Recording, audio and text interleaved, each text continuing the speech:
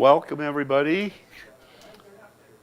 Those of you at home missed a lot of chocolate, cookies, and other Valentine goodies. We have, I think, a pretty good turnout. Need to start counting this. So this is our Valentine's weekend. Clubroom has been open since 6:30. I think we could get a little more people in earlier than have been coming. There is a snack sign up out there. If you've got steak and lobster, put that on there. It'll be good. Name badge sign up. I've got to find the sign up sheet.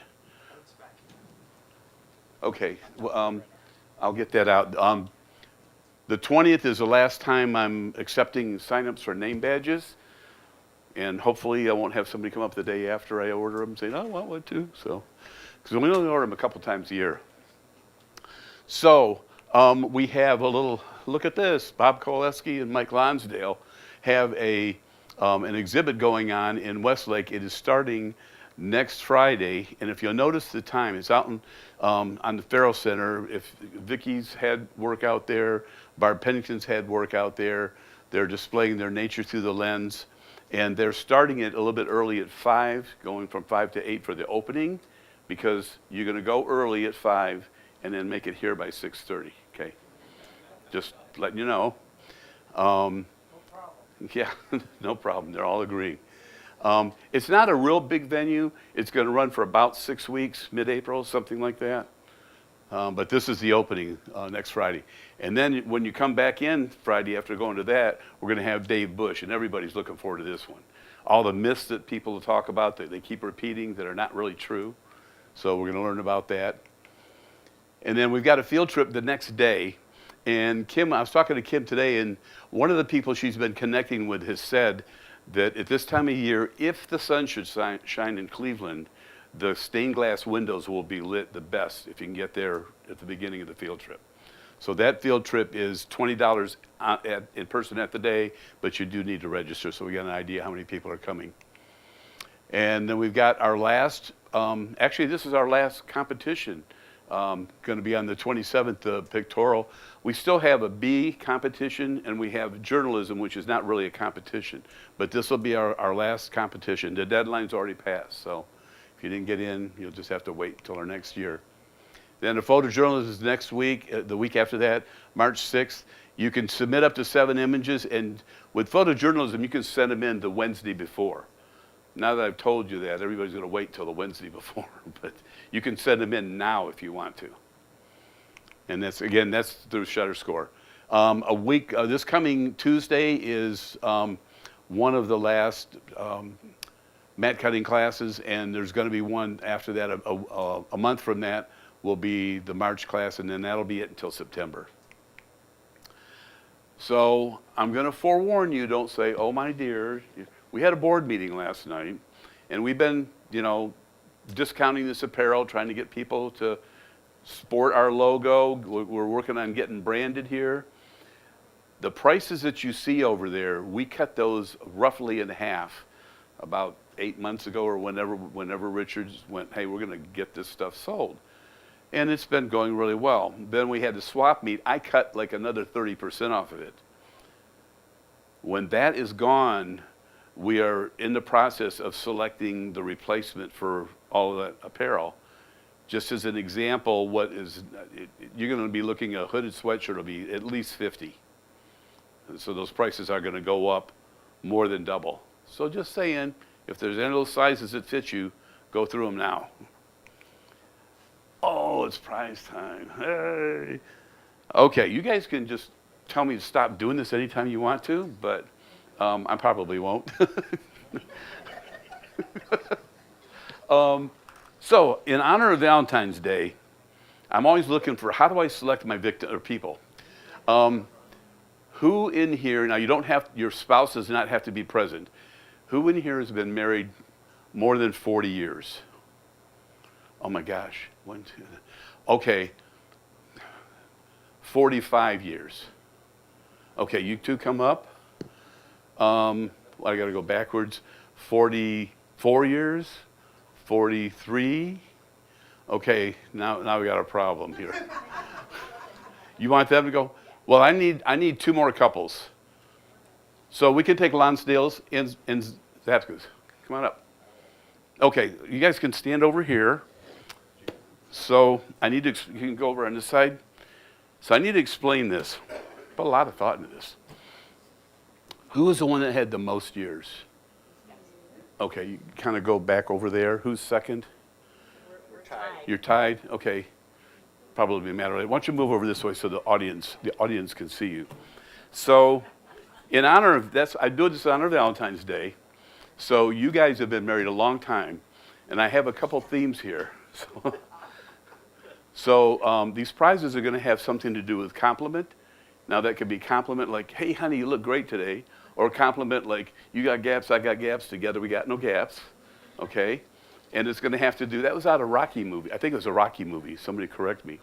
And it's going to have to do with dates, because you guys have dated a lot, right? Okay, so your prize, gotta make sure I've got the right thing here, is coffee. This one is dark roast, decaffeinated. I'm not sure if this is the same.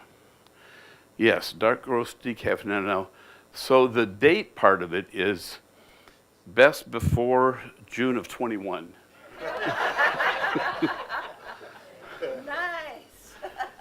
And best before June of 21 again. So I've never had a cup of coffee, but these are sealed containers, so I'd be willing to bet they're still probably pretty good. Maybe they don't have as much kick, but you get to try it. He works for the health department. Yeah. So he brought it up, so I got to tell all of you, because this is going to come into play really big here in the next prize. I used to work for a health department. I can tell you all about all the different organisms and food poisonings and all that stuff. And I want to tell you that the dates that you see on foods, except for infant formula, are all voluntary. And most of the dates, depends on how they phrase it, are really for quality. They're not for safety. I have eaten, I probably shouldn't admit this, I've had a turkey before, frozen turkey, that was 3 years old. 3 years past the date, you could not tell. Because frozen just makes all the difference in the world. Refrigerated is another thing. Okay, so having said that, we need to do a compliment. Or you could call it completing. So if you got coffee, you need to have creamers. Also out of date. So that's your gift. You can go with it. No, I'm sorry. We're gonna have. You know what? You can have the box. We'll give you the box later. That's mine. I use this to fill up the refrigerator. But that's going to be yours. We'll give you this box back. Okay. All right. My next victims. Who's next?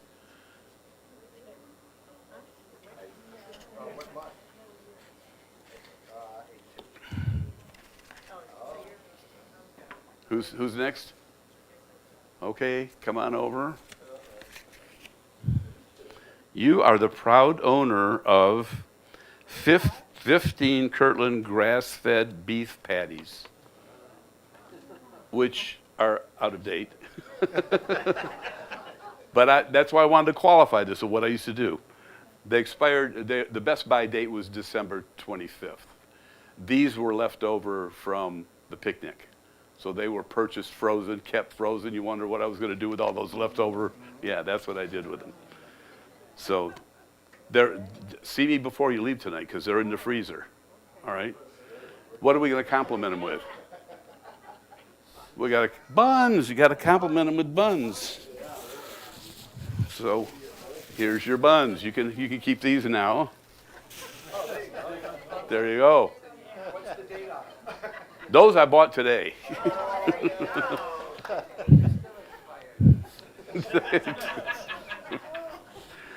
Okay, the next one is the good one. So I have here, is this you? No, Who's? that's us, I guess. Oh, you're gonna love this. I have a roll of Fujifilm.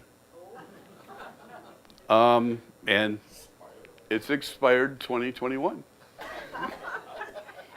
Whoa. But what are you going to compliment it with? Oh. How about a Canon EOS Elan 7E SLR. In good working condition, I think, but it does need to have batteries replaced. You hit the jackpot. You're welcome. Yes, we did. All right. So now for the evening, Richard is going to come up and take us through digital editing of our, what? I don't want to hear what you're saying, probably.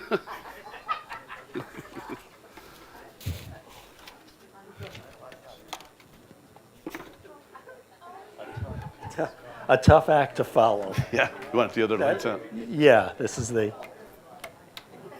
Okay. Let me bring up the. Welcome everyone to our critique night. Let's see. Okay. First, a few let me get my papers here. Let me tell you a little bit about this, which is when we talk about this is not like competition. And I am certainly not the arbiter of like what is the great picture or whatnot. This is, and it's become more apparent as we get more into the digital age, that a tremendous amount of that final leg of getting your picture to the next level is the post-processing. It's becoming easier to do, but it's becoming more important to do. So I'm here today to really just give you suggestions of just how to look in your work, of little things you could do. You're going to hear some of the same comments over and over tonight, and so that'll help you as you go along. Now, there's a few pictures that are perfect, and that's fine. There's nothing, if there's a perfect picture, I could point out what makes it good, and there's nothing to do. But again, the key is that you'll start to see a pattern here, and you see that it really does help in your images. The side monitors, if you could see them, I would recommend for a lot of this, because since we're looking at subtle things, changes in tone or in the shadows or things like that, the projector, this is much more harsh up here, and it doesn't show up as well. So that's just a little tip too. If you don't see a big change before and after on this big projector screen, just look at the side ones.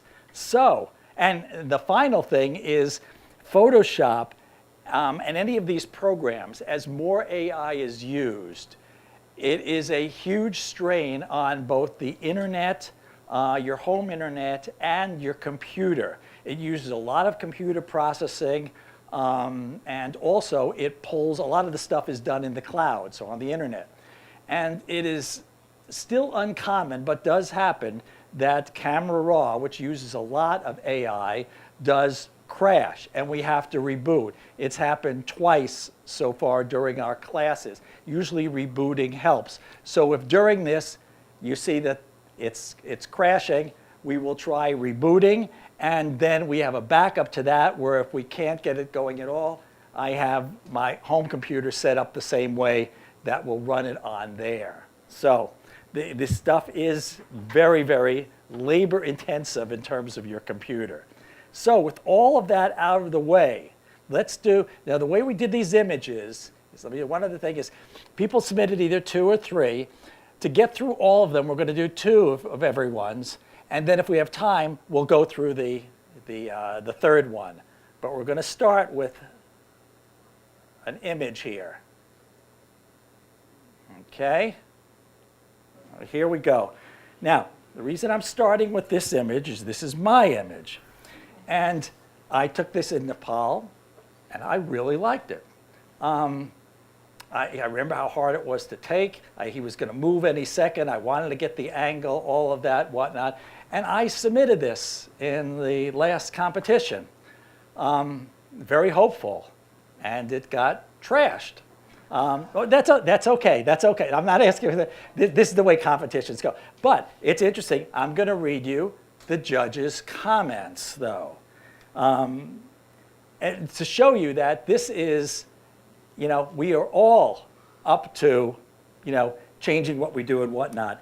The judge commented on this image, I feel the whole image, aside from the orange leaves on the right, is desaturated and lacking some contrast. I feel a more shallow depth of field would be even better for this, so that the railing in the back wouldn't be quite as in focus, and it is very distracting as well. So, so here is an image that I thought I had gotten everything right in too. And you could see that again. The judge had some criticisms of it. So the judge wanted the background a bit more out of focus and a little more brightness in the reds there. There we are. So in taking that, I went home, and after I was done fuming, you know, I tried it, and you know, I'd say, wow, this, I should have shot this at f2.8 or whatnot too. This looks, you know, I could see the point. I had time to make that decision. So fortunately in post-processing, you could do that. His last comment was on there, I feel this would be very interesting in black and white too. So I went and narrowed it, and I thought, you know something? They were right. And as I look again, so here's an image that I was all done with all my skills, say this is it.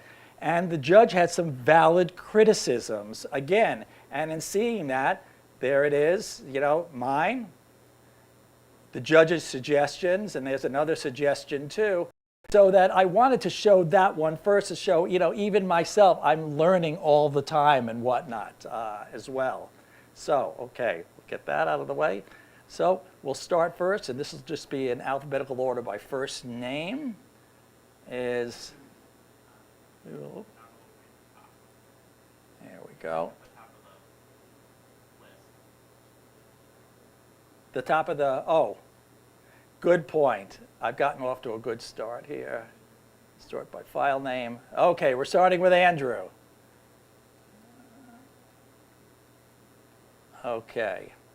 Andrew's first image here. And Chris, you've got a mic back there? Yeah, I'm good to go. Okay. So obviously very sharp, very crisp, highlights and eyes are in focus. So the two things that, that grab me, and some of this is just taste, I really prefer a more natural background rather than it having been cut out. And along with that being cut out, there are places that you can see, especially on its leg, I guess his left leg coming down, you can see indentations right there, yeah, where it was cut out. So I think I don't know what the background looked like, but with the tools we have today, I would have kept the background, and maybe if you didn't have a wide aperture on your lens, blur it in Photoshop. Yeah, this is, and that's a good point. This is, if you're going to do, masking is sometimes very difficult when the animal has fur. And the problem is, if there's a lot of fur and whatnot, you could usually tell if it's kind of off. And here, as we look around, you know, you could see kind of obviously it's been lifted out of the picture. But Chris's point is right too. With the blur tools in the back, just like I did with mine, that was a one-click thing to blur the background. If the background here is not to your liking or busy or whatnot, you can basically just with a one-click select this, you know, the subject here, and just blur the background too. And you probably get a more pleasing image then. Okay, that was. Here's Yeah, Andrew's other one. I like this a lot. This has got a lot going for it. The background is nicely blurred. He didn't, you know, you can tell by the fur. This one would have even been harder because the fox has a finer fur on it. So this is natural. The background's pleasantly blurred. It doesn't distract at all. You got a nice diagonal going through with the log that it's sitting on. You've got eye contact with it looking right at us. Yeah, this is. I don't think I would do anything else to Well, this. there's some minor technical things here when you look. You're right. Compositionally, everything has been done perfectly here. As Chris said, the diagonals, everything else like that. But tonight we're going to be looking a lot. I always look at my histogram. The histogram, these are all the pixels. On the left here are the dark. This line is pure black. On the right side is pure white. And your image should have some deep darks and blacks and deep whites. Whenever you see that everything has fallen off before the end, even though this looks light, that means that you're missing some bright whites. And sometimes you don't know unless here, I'm going to take down the highlights a little. Here too, I am going to add a little bit more whites. I'm going to, when I increase the blacks a little, the tones become deeper in the colors. And you can see just looking now, a before and afterwards. This is a little on, and this is just a minor point, but it's just a little on the bright side. So what you could do with, there we go, between that and that just gives it a little more color. And we could even give it a little more whites there. There we go. So as you go before and after. So again, perfect picture, but again, you don't realize until you do, because I thought this looked perfect, but before trying there's before and after. So always look at that histogram and always try to get the deep blacks and the deep whites. Okay, very nice pictures. Okay, we're going to Ann Williams.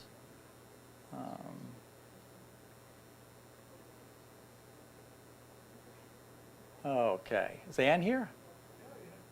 Oh, there. Okay, there. Okay. Yeah, this is really nice. Nice blurred background. Again, we've got part of a diagonal going, which really helps.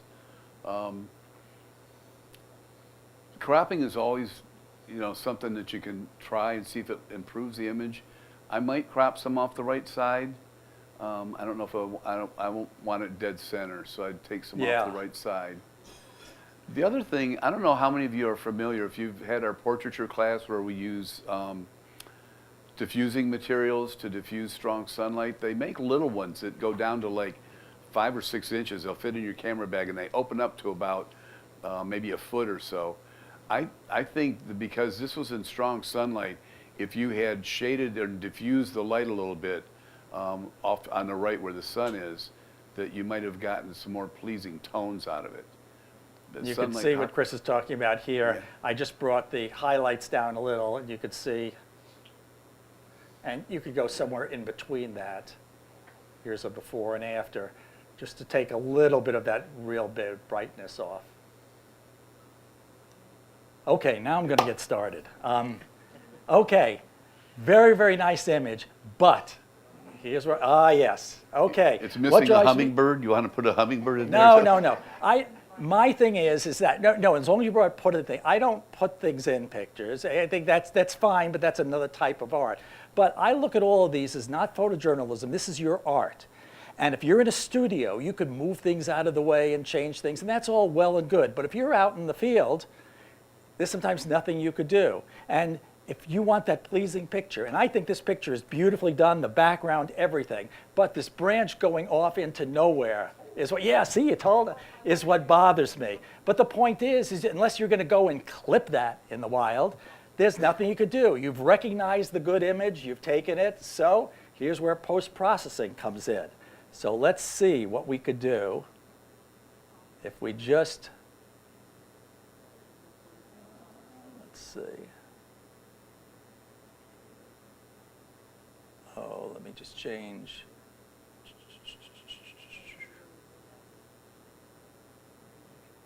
Okay.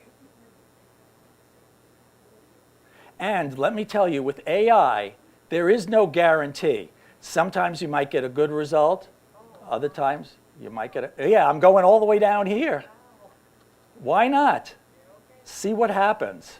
And again, I can't get, with AI, it's just, and let's see.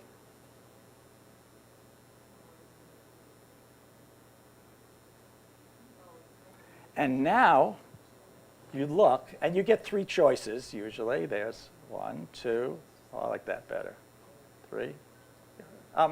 But the whole idea of composition is this is beautifully symmetric, it's rule of thirds. There's before, there's afterward. It's a whole different picture. So again, at the time you were taking it, there is nothing you could have done, moving around or whatnot, to change that. So again, if this is, your work of art or whatnot, you do that. And I can tell you with all of our memories like they are now, a year from now, you won't even remember that branch was there. You'll think this is the way it was. So yeah, I think this is, you'll see me doing this a fair amount tonight. And again, I try to get you to look at your pictures as artwork, not photojournalism. So there is nothing, you are creating art, and if there are things that are out of your control, then why not just, it's just like if there was a pop can sitting there in the beautiful picture in the wildlife, you have no problem taking out the pop can. So these are just all variations on that, and it's getting easier and easier to do. So Can you remove that other small branch that's there? Because it seems to be a distraction. that one, the small branch that goes here, Yeah. well, let's try. And up and behind the top. And again, you would do some of these a bit more carefully at home. Okay, let's see.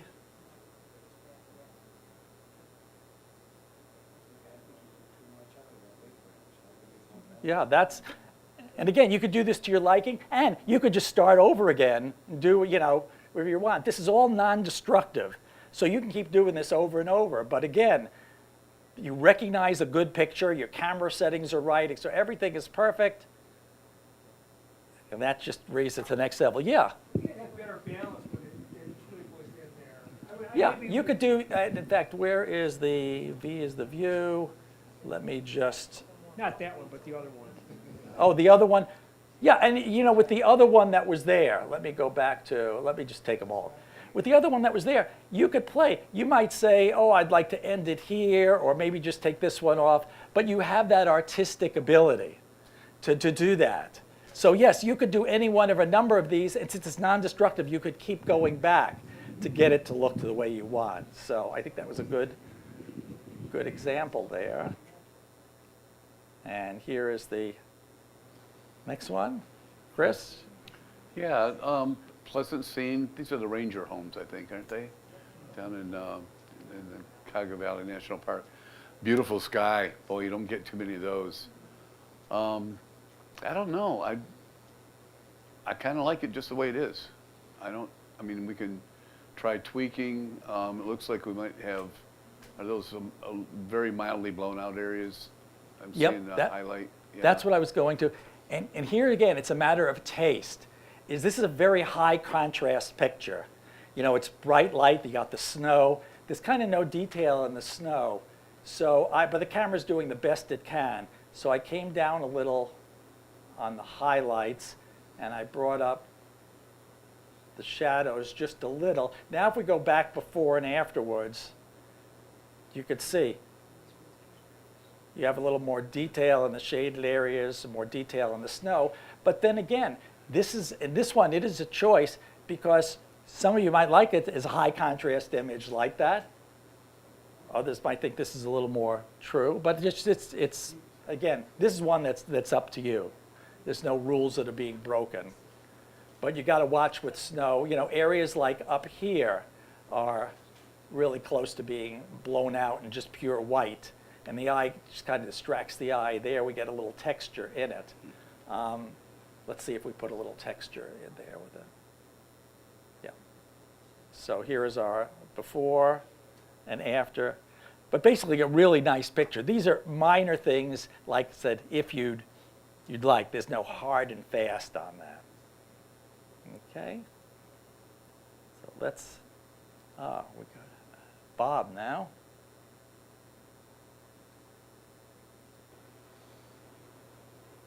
Before I even see it, it's Bob's picture. What do you want me to, it's gonna be good. It feels to me like it's a little flat, like it maybe could use some contrast. Let's see, just the white, see if I look up in the histogram, you'll see that on the black end, we have lots of deep blacks, but on the white, it just flattened out a little before. So even though this looks white, so what I'm gonna do is actually turn on my highlight warning so it'll glow red in the picture when I start to to blow out. Let's see. Oh, here's my light. So let me bring up my whites then. And you see the histogram changing. My highlight warning hasn't gone on. There it is, just goes on there. So here is as white as I could get without blowing out. So here is before. So even though that might seem too bright, there is still texture in it and it's not blown out. Would the contrast slider by itself do anything more? I Well, it know would it's- deepen the blacks too. Yeah. Let's see. Let's try that. So if you're saying just the contrast slider will whiten the whites and darken the darks, and that's hard because your darks go dark then. Yeah. So doing the contrast with the whites and the blacks separately, here I am able to increase my whites and see what I want with the blacks. But it was just, I think it's framed, everything is fine, and this is framed perfectly. It was just getting the whites up to a little pure white, so you have the highest dynamic range there as well. And it's a hard one because there's a, I don't know if I would, you can't crop this because this building is all together in one, and that's part of the story there as well. But I would almost, to put this in context, because it's in the middle of, Bob, this is Route 66? Oh, okay.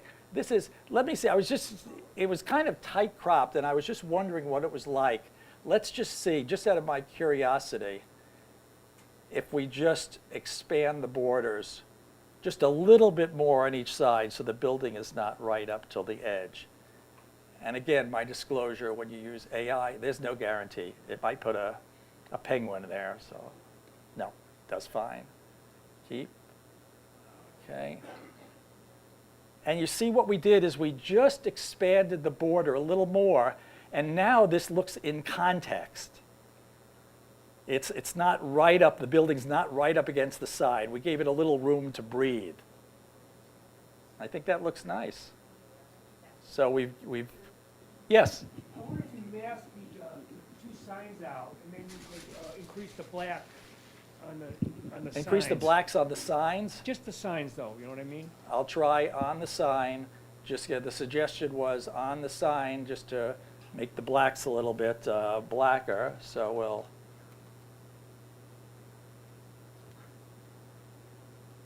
Here we go. And again, you do this more carefully at home. The bottom. That's a good idea, That's actually, yeah, that's a very good idea. Let me subtract with a brush. Let me take that off. So this just gives us there's our before and afterwards. That's actually an excellent idea. Yes, that takes that. Yeah, I think by expanding the borders, making the whites, just a little bit more, and darkening that sign. Again, when we darken the whole thing, the shadows got too dark and whatnot. But the suggestion of just darkening the sign, there's our before and afterwards, that really is stunning now. The excellent suggestion, yeah. And I think this shows that in the end, when you think you have the good picture, these little suggestions, I didn't think of the sign, but these are all things to categorize in your mind, and you find that they do make a difference in the end of bringing from, a picture that's really nice up to this next level. Very good. Very good, Bob. Okay. Wow, that's just beautiful. Yes. I just, one of the things you notice right away is it looks a little hazy, but that's a good thing because it tells you that there's distance and depth to the picture. So I don't know that, initially I might have said let's remove some haze, but I think the haze really kind of makes it makes it more of a, it gives you more depth. It's very painterly. You could, I suspect Bob might have done some things to this already, just knowing Bob, but the sky could be enhanced maybe a little bit, but this is one of those where you can play with just tweak Right. it like we have been with the highlights and the blacks and so forth. but I really like the feel when you open that up, it just looked like a painting. And the one thing on this is, again, the one thing I do is always look at that histogram, because you sometimes don't realize something might not be as vibrant unless you look at that. And again, I see a flat portion out here on the right part of the histogram. So even though these things look white, that means that I'm not fully getting the full dynamic range. So let me bring up our whites a little without blowing anything out. Bring the blacks in. And now, by doing that, there's our before. And now you could see, if you're looking at the side monitors especially, that might have looked perfect before, but you don't know unless there we go, there's before. And now the colors are much more, you look at those yellow bushes down front, the color pops out. The shade of the shadows between the mountains are more. The white up there really glows now. So there is, again, and this is just, that's the way the camera exposes for it. It tends to make things flat, a little flat. So again, to bring it back the way you saw it. So that's out of the camera. Yeah. And there is with a little pop. So minor thing, it's composed perfectly. You're right. Everything is fine. But always just kind of try to check that you have the deep enough blacks and whites, because you wouldn't notice that it might look a little flat until you actually change. Yeah? The flowers in the foreground, and I understand why he has, a foreground element to kind of set the stage for what you see in the distance, but I find them distracting. I feel like there's two pictures in that photograph. Okay, so the question of the audience was that you find the yellow bushes down here a bit distracting and whatnot. I don't think they look very pretty either. Okay, you don't think they look, Could be maybe highlighted a tiny bit. but this is a real important point, and I'm glad you brought that up, because here's where the artistic vision comes in, is that you'll find, yeah, a lot of people really like this. I like the way the yellows are there and it gives the layers. Others might not, but it's your picture. And that's just it. So when you're there, let's see, you give it a try.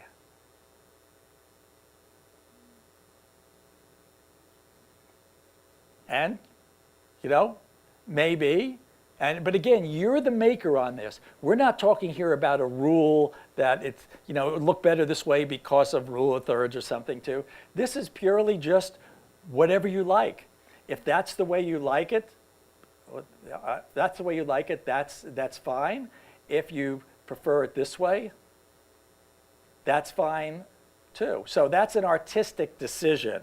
Again, and since all this is non-destructive, while you're working on it, you try it before or after, go back and forth and see which way you like.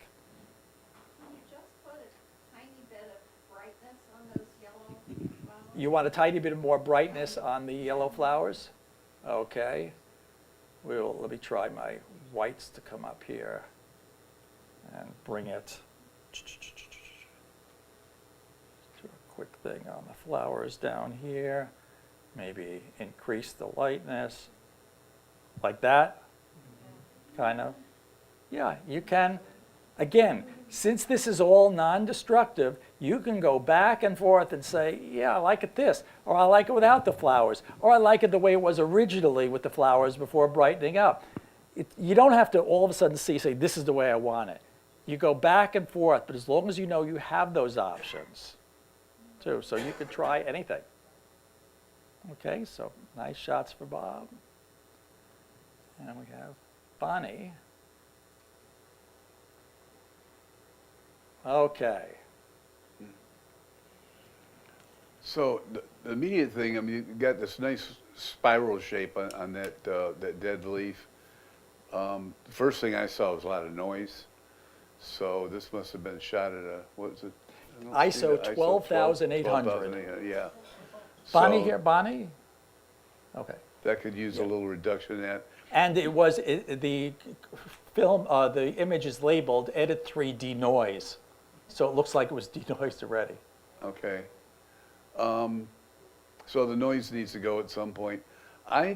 This is one of those things where I would use generative fill maybe or remove on that black branch that's going diagonally underneath it. Because it's a geometric shape that, yeah, that, it interferes with that spiral to me. And that's probably just a personal thing, but I would like to remove that. Yeah, that would be a harder one. I could try.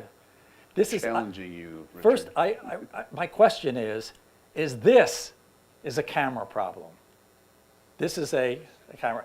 I'm looking at the settings.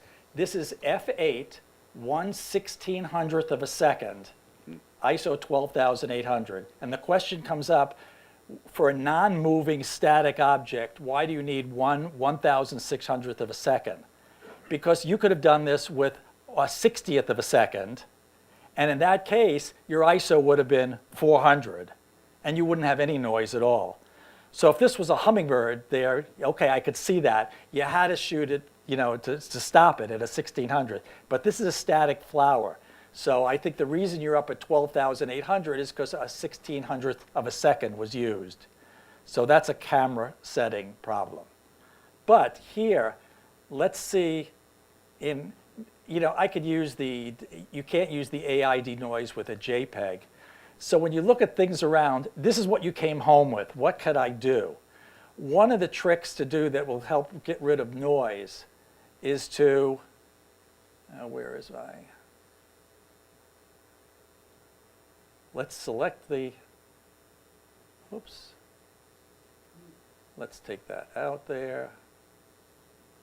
Okay, so one of the tricks is I am having Photoshop evaluate this to blur the background. So at first it's getting its information on depth. Let me see if it got it. Yep, recognized it pretty well. So now, there's our original, see the background? I'm going to blur just the background. And when I blurred it a lot, one, it makes it less distinct, but it also got rid of all the noise. Now, the next question is what to do. Could we do anything else with the background? And that is, let's select the background and let's just darken it a little more. Oops.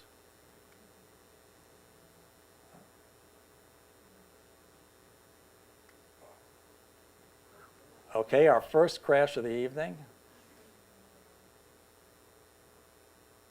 There. I'm working delicately. Okay, so look at that. And that makes the background, so we blurred it, made it less distinct there as well. And then let me see if I can, with the create a new mask, we'll select the subject. Oh.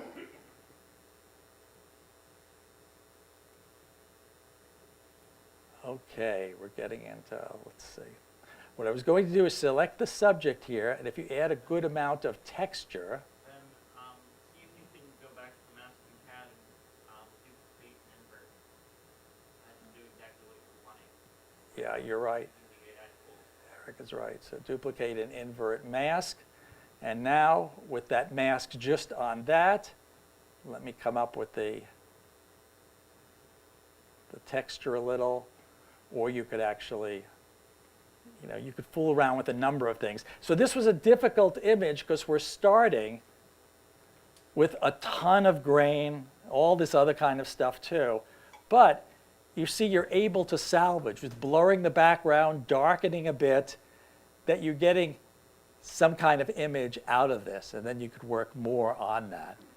So this was a good image to demonstrate just attention to your settings. If you need a high ISO, you need a high ISO, that's it. But here's a way we could have avoided it, but there was the workaround. And you can see in Photoshop, these are all just one-click things too. So here's our before and after. Okay, any questions on? Let's see. And in keeping with that, let's see. You're gonna have to exit all the way out of camera raw and Yeah, let me cancel this. Come back in. Maybe you're gonna have to close that first too. Yep, let me try just closing these down. What I'll try first is just opening up Bridge again and see if that'll do it. If not, I'll reboot. Okay. Keep your fingers crossed. Okay, Chris. Yeah, got Fibonacci's rule here, those of you who are familiar with that. The immediate thing that bothers me is that part that's cropped out at the top. Yes. Don't know if I want to push in using generative AI, but I'm sure that it could probably reconstruct that, or you can just remove that one altogether. Let's see what Photoshop does.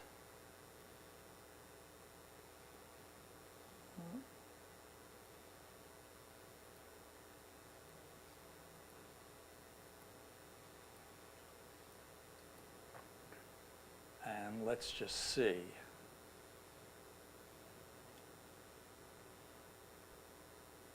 Let me take that. There you go. It's Yeah, even put the good. little spikes there. It is amazing because, again, that, as Chris said, it goes off the edge of the thing. It's distracting. There's nothing you could do. But here, there you go. I think I'd like to crop, we can either, I don't like that yellow flower in the upper left, it draws my attention because it's brighter. Either darken it, remove it, You want it wide? or we Let could me even just- try cropping it out. It's, Well, we get real close if we cropped it. Let me just try to remove it and see if maybe that. And you could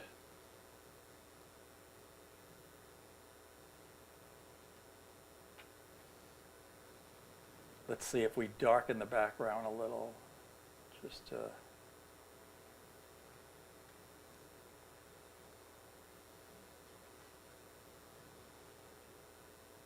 Oh. There we go. Let's see. There, so we just, the busy background, we just darkened it a little.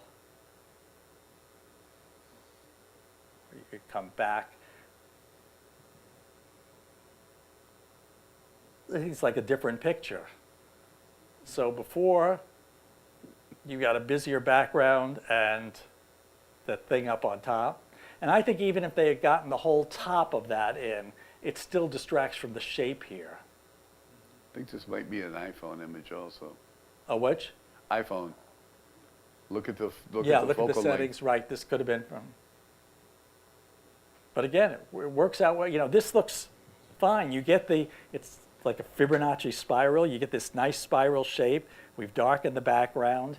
So again, you know, there's nothing you could do when you're out there maybe in the woods. You can't darken the background. It's busy no matter where you're going to stand here, but you could minimize that there. So that's another little trick. Okay, let's see for, and, okay.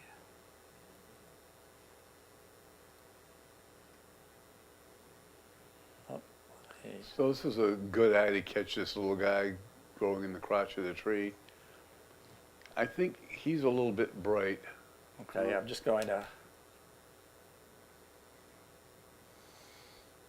I don't know if we paid for our subscription here, or we're using a pirated copy. We'll have to up the dues. There we go. Okay, Chris, I'm sorry. Yeah, I think we could darken the pine needles a little bit. I think they're brighter than I Okay. would expect them to be. Yeah. Pine needles down.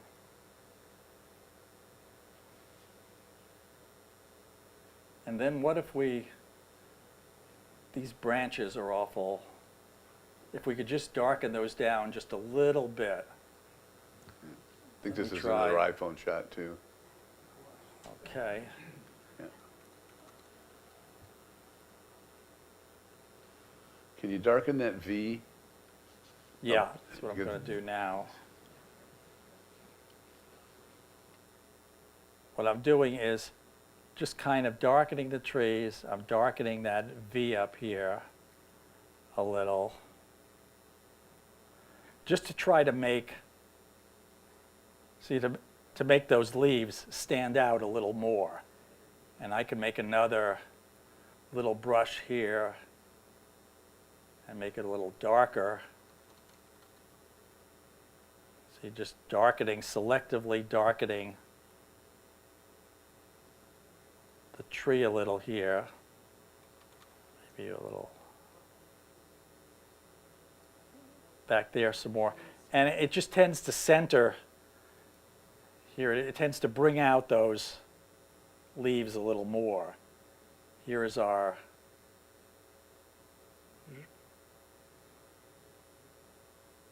before, and you can see how bright those trees were. And maybe just to brighten those,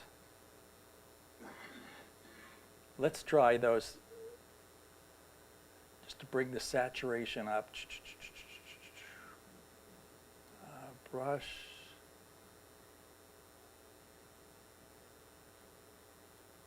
Oops. I'm trying to do everything I can to bring out and I'll try making up the saturation a little. Let's see. And you could play around with that. Let's bring the exposure down a little. So again, here's where we started. The goal of this is it's recognizing a beautiful shot, and the green pine branches there are nice, but it's real bright above it. That's bright on the side. So everything we did was to try to center on that, which is just kind of just brings it up a little. Anything else you suggest on that, Chris? Or Oh, I think that's good. yeah, that's about. Oh, yeah. So these are kind of things again. But again, the camera setting was correct here. This is just a scene that just had a lot of brights and darks. So camera doesn't know; it just averages everything up. So here afterwards, you could balance it the way you want. Okay. Wow, black and white. Yeah, Stone Garden Farms, no doubt. I would, we got a bad shadow on that diagonal on the right there, on that post. Might be best to crop it out. I'm Yes, thinking. here's the, oops. What's interesting on this is crop it, but I didn't want to go up to here to get the shades, so I tried to here, and then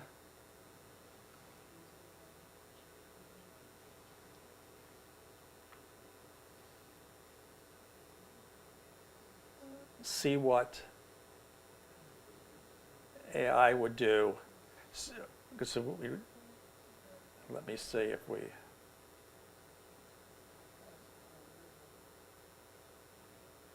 No, it's hard, but you ought to, what would you crop any more, Chris? No, I mean, it becomes an entirely different picture if you crop that whole thing out. Right. I think it's okay. It adds a different texture to all the chains. The only other thing I think I might do, we've talked about before, is I think I would do some vignetting, just darken the corners a little bit. Okay, so some vignetting there. Let me to bring our eye in there. So let me do about that much. So we'll just kind of darken around, maybe darken that, so, but leave the chains alone. And I just pick an arbitrary setting for the vignetting. Then you could just come back and work with it if you want a little darker or lighter. But again, that, as Chris suggested, draw it from a real busy picture, just draws our eye in there.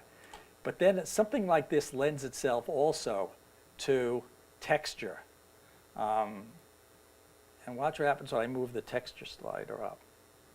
Here's our before and afterwards. So we get really that rusty texture out of the chains. Anything else, Chris? No, I think that's good. Yeah, that's about, I mean, sometimes there's only, so much you could do. But I think, again, between the cropping and that shadow there, adding the texture, the vignetting, as Chris said, there's our before, there's afterwards. So nice. Okay. So that is Dan.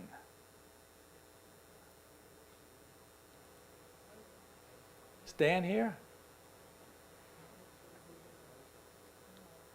That's a scary picture. Yeah, I don't know what that. He obviously got really close to the water. I'm having a hard time finding the horizon.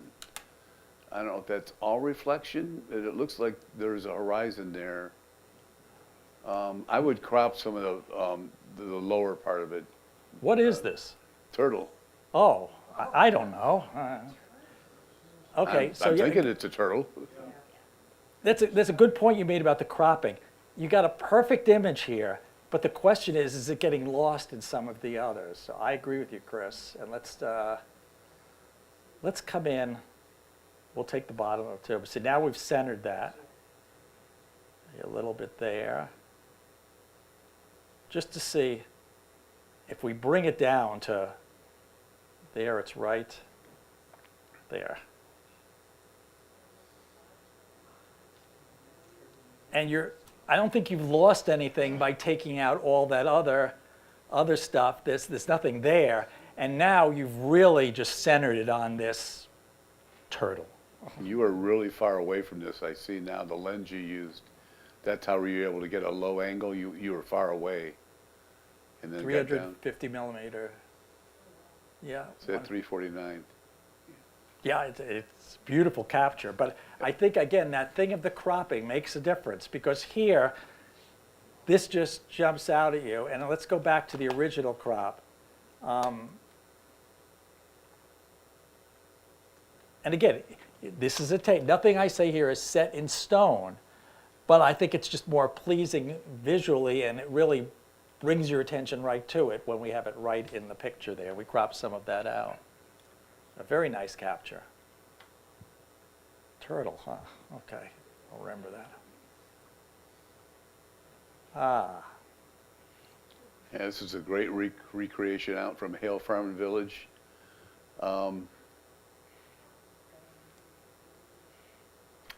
Yeah, what I don't like immediately, there's nothing you can do about it, is the guy on the left that's got his back to us.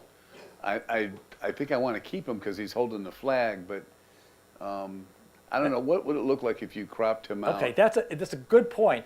And this is to show you sometimes Chris and I, two people are the same thing. That's the first thing I thought of when I looked at this let me take it off that.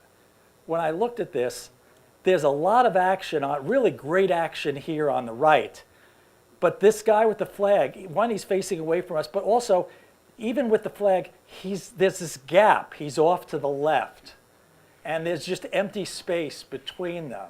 I think So a crop I that thought the would same wind- thing that Chris thought, which is the first thing I thought of. I would crop out, there's a nice gap between in the Is- background, the cannon right there, yeah. Right. So you crop that little group of guys out, we don't need them, that cannon's that cannon's fine, and it keeps everybody else in.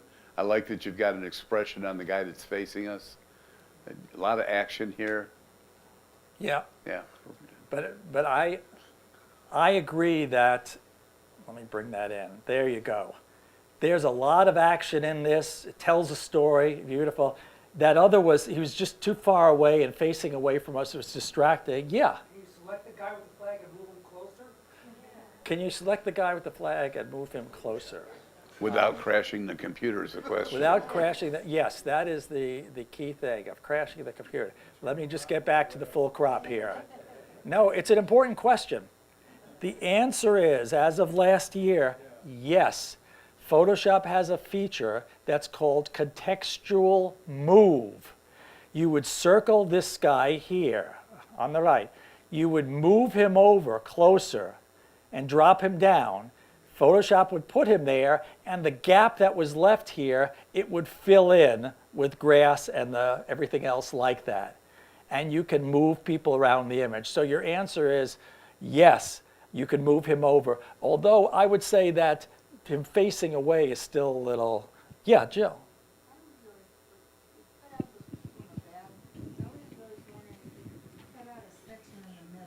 Yeah, see, that's, Like squeeze it.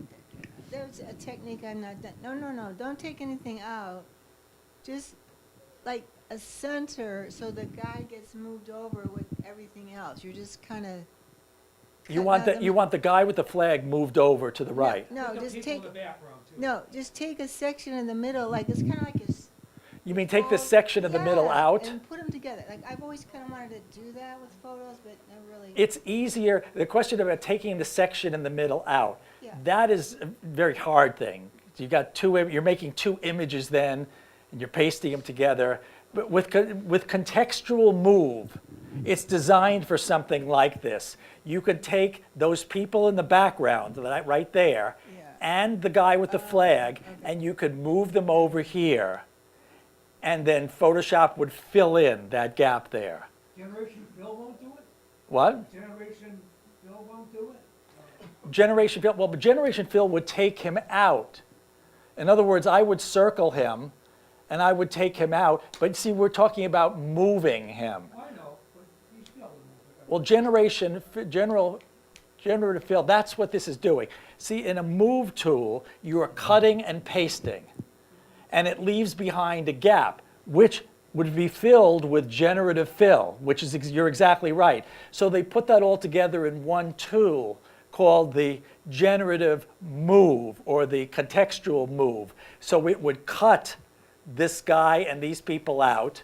You would move them over and paste them here, and then the gap that was left there, it would fill in with generative fill. So that is the new tool in Photoshop. So yes, we could do that. So you do have that, and you can do that as well.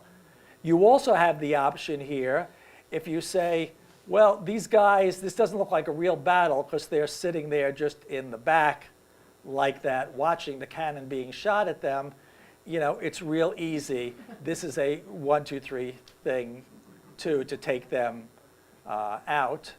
And there you go, too. So, but what I'm hoping to show you here is you do have multiple options.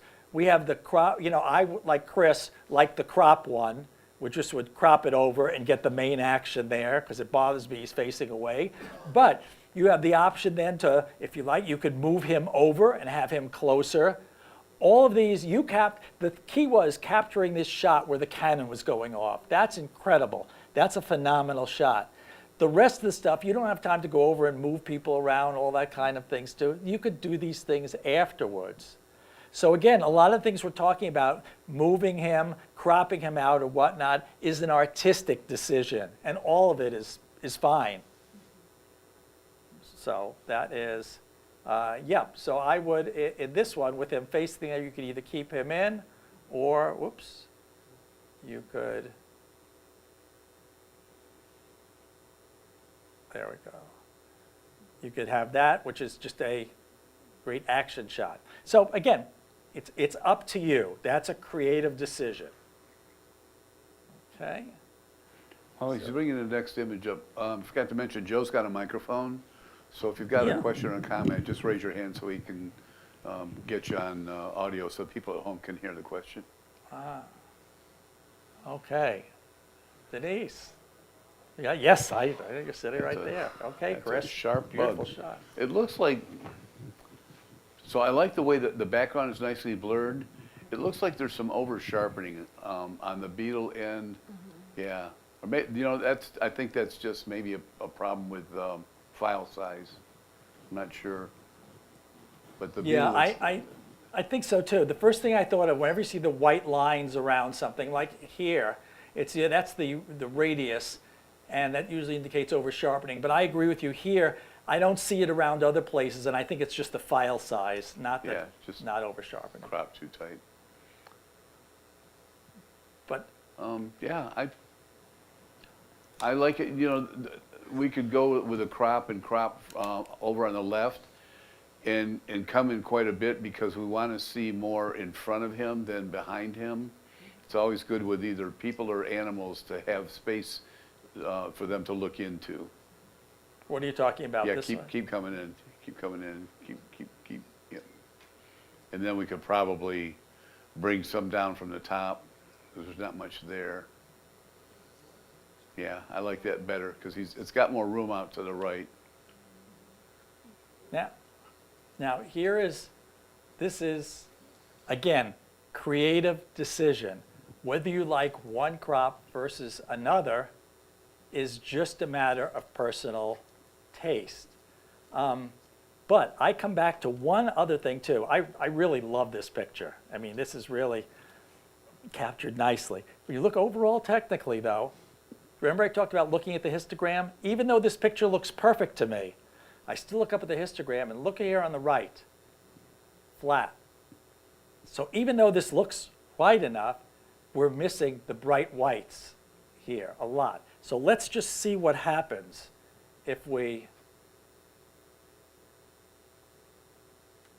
and I can see my histogram moving, and bring that there, maybe bring some of the highlights down a little. Okay, and now let me do a before and after that my histogram looks a little bit better.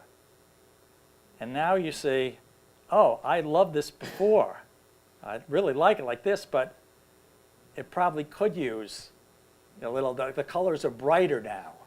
And you won't notice it unless you looked at that histogram, and let me just, in the area that's bright there, let me just try taking the highlights down on the leaf here. So you can take the highlights down.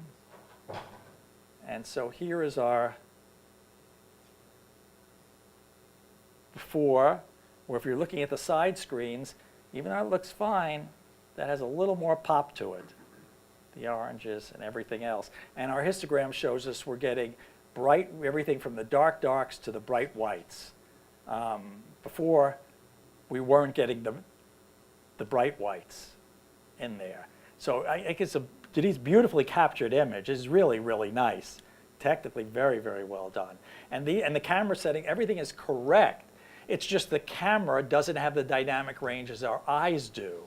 So again, that final little thing is you realize that here is before, and that just, the colors are just a lot more vibrant there because we've got a bigger dynamic range. Okay?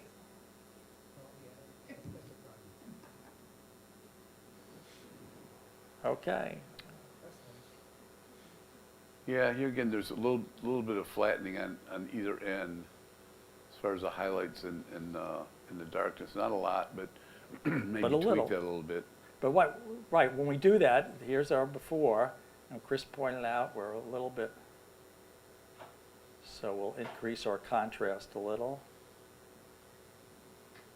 Our histogram is right. And now look at our before and afterwards. If you're looking at the side monitors, that's before. Yeah, Tim back here mentioned texture. I think texture would help it. Okay, some texture. Yep, so you see the trees just pop a little bit more with the texture there. And what I like is it made the foreground pop, but it didn't take the haze away from the background, which sometimes that can look unnatural because we expect to see haze in the distance. That's our indicator that we're looking at a distance. Here's one that's compositionally perfect.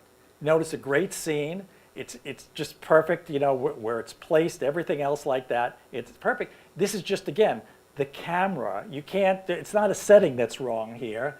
The camera just tends to make things a little flat. Yeah, Quick question. yeah. When you pumped up the saturation. I didn't pump up the saturation. The whites. The blacks and whites, yes. The whites created more of a bluish tint to the snow. Should snow look blue? It should not look yellow. I know that. And that's the other. Snow, should snow, that gets into color balance. And the way, it's a good point, the way to check that exactly is snow we know is white. So what I'm going to do is take the color balance tool and I'm going to click it on the white snow. And what this will do is this will correct any colors off. Now, sometimes it's not exact. In fact, let's go as shot again. Let me do it manually. I mean, on a bright day, There. snow will have a blue tint to it because it's picking up the sky. Right.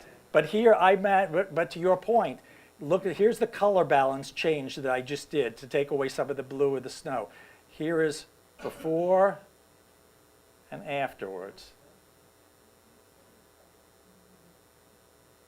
So a little, and you could do that to taste as well. You know, Chris, you're right, it will have a little, yeah. I always like to use the white balance, that picker, and pick somewhere on the That's what I white. just did. Oh, you did? I used the picker and I picked it on the white, but what happened is it made it two. Here, I'll do it again. I took the picker and you put it on a white, gray, or black area. Snow we know is white, so I'm putting it over the snow and I clicked it. And you see it made it, it just made it too much there. Maybe if you clicked on the siding, Oh, yeah. on the not the siding, but that vertical piece to the. Yeah, this, okay, I see what you mean. That's So a usually gray. I give one try with the clicker, and then I just do manually to see what looks better. So here, I'm going to go here, presuming that's gray. And I'll click on that, and actually that made it more bluish. You know, so sometimes, you know, I know the theory is supposed to work on, and it should work, but sometimes it doesn't. And you have to just see, again, there's no right. I tried the lie dropper, then I said, let me just do it by sight to see. And you could do it whatever you want. Or, as Chris said, it's probably supposed to be a little bit blue anyway there, and that's fine too. But that comes down to be, if your color balance is way off, yes, that's incorrect, it should be corrected. On this, I think it's a matter that it probably isn't far off and it's fine. The other thing too, I thought is, and this is again just an artistic thing, is I was wondering if if we needed as much trees on the left, if I just took off that and put that in the rule of thirds. Again, these are artistic decisions.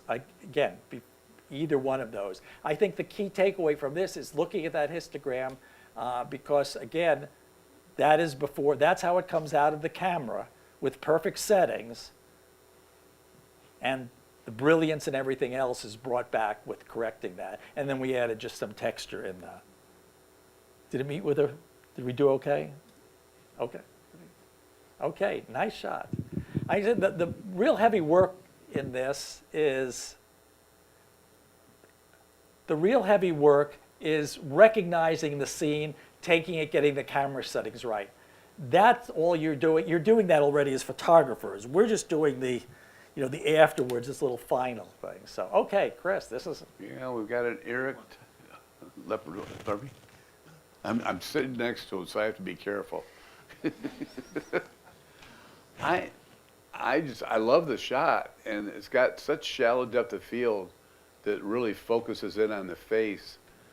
I don't know that I do anything. Yeah, and he's looking right at you. Feel like a victim. Okay. Now, we talked about the snow and everything else like that. Here is one thing, is the snow tends to be a bit blue. And for a lot of reasons, reflecting from the sky, and then it acts as a reflector and reflects on the animal. So sometimes the animals are tinged a little blue. So what about in this, just to try, if we select the subject, let's see how well it'll select the subject, and we go and we correct some of that blue, we warm up. I know it's way too much. I just trying not to get it crashed. It's my point. In fact, where's our? Whoops. There, and there. And you could do it to varying degrees. But again, it's just. Or if you liked it the original way, again, this is an artistic decision. If you look at this, say, oh yeah, that does look better, it was bluish, for fine. If you say, no, I like this because in the wild, again, that's how he looks against it, that's fine too. So whatever you want to do, the one you want your image to look, that is fine. We're just throwing this out to give more choices there as well. Or you could have done the whole thing. If we did the whole thing, here I did just the animal. If we did the whole thing here, color, if I warmed it up the same degree. So you can see there it warmed the snow up a little too. So it's all, again, just to taste. What do you think, Eric?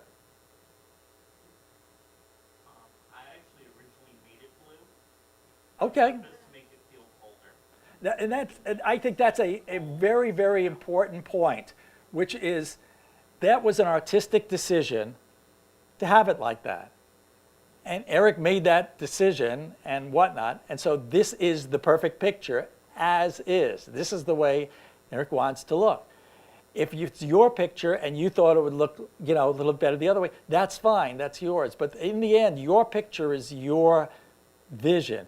So again, these suggestions are so you have choices, but in the end, what you choose is not an incorrect one. Okay? Great capture, though.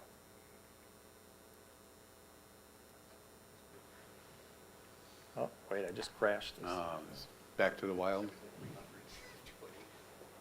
100 to 300. Wait a second. Love that month. Perfect for the zoo.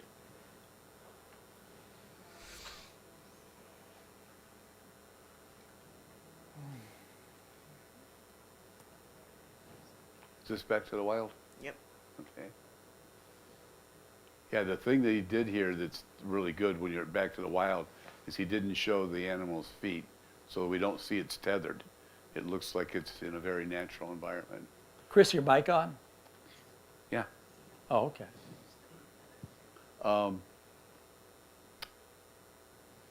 And again, I might darken the edges a little bit, but the animal's looking right at us. Eyes are sharp, got good highlights in the eyes.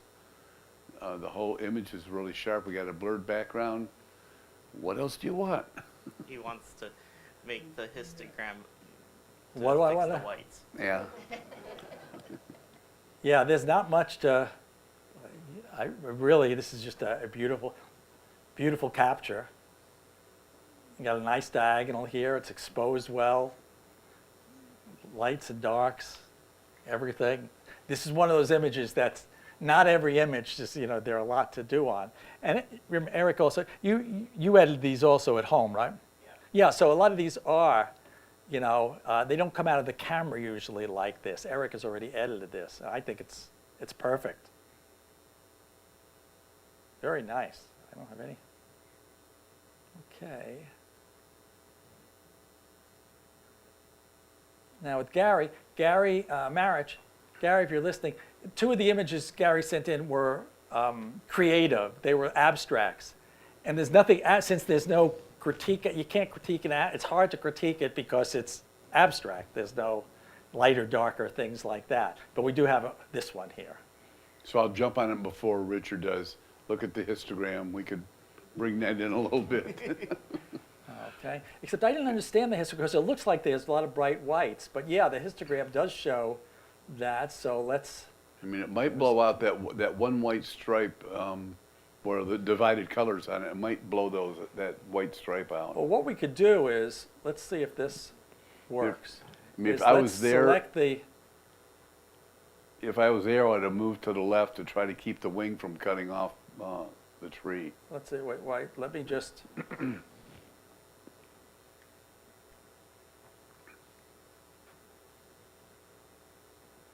There, so yeah. You could look at this two ways, is we brighten the, oops.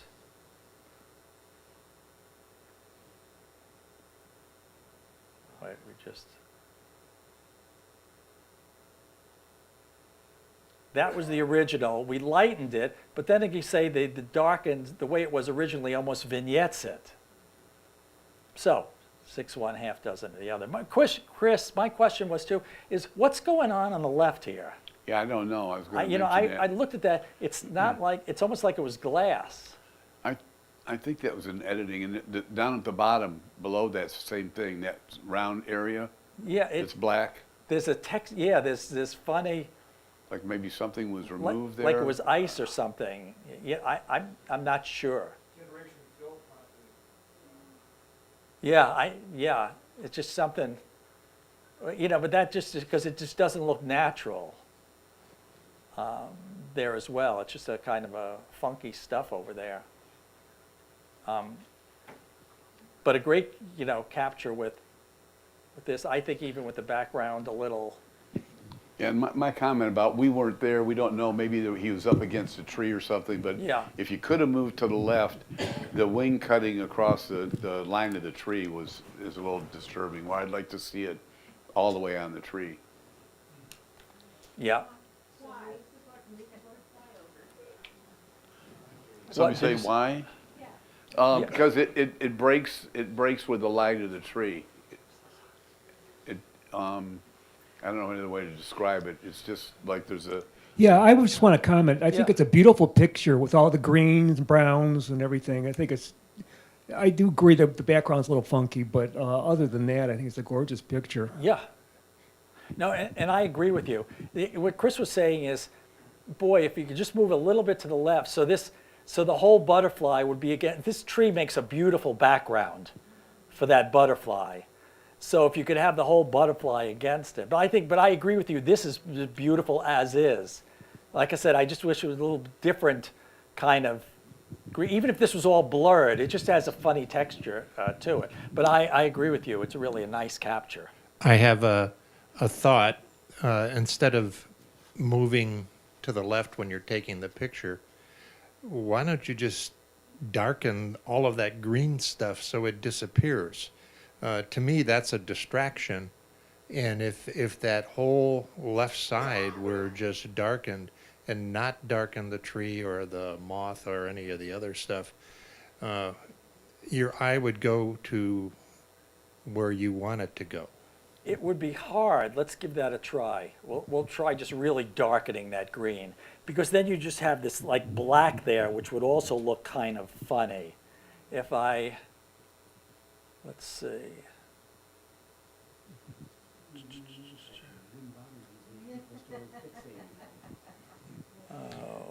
Maybe you can just brush out the green parts and not make the other stuff Yeah, too black. in fact, what I might do is, let me try to desaturate that, the green.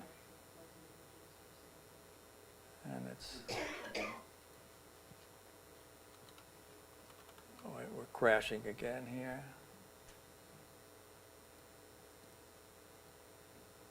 Let's quickly just, oops, okay.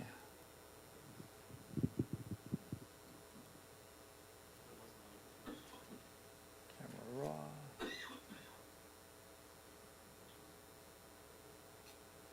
Brush. Okay, we'll desaturate. Okay.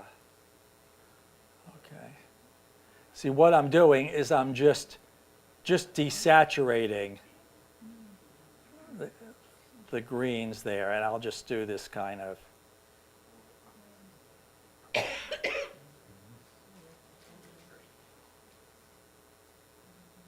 Something like that, or even, actually, that's a good idea. Yeah, I don't think your eye bounces back and forth between the left side Yeah, and the moth. that's an excellent idea. You don't have that funky pattern there, and really it's not like total black where it looks artificial, because you do have that little shades of light in there as well.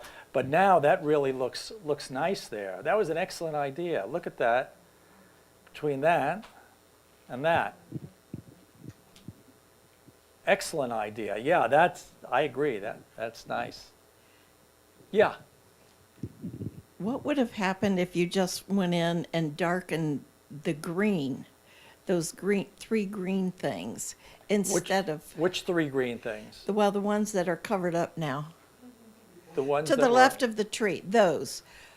Oh. What if you just went into wherever you can You mean control darken the green things? just the green color. Well, two things is, and again, if we had more time, we'd do that. In fact, let me just see if I bring the exposure all the way down.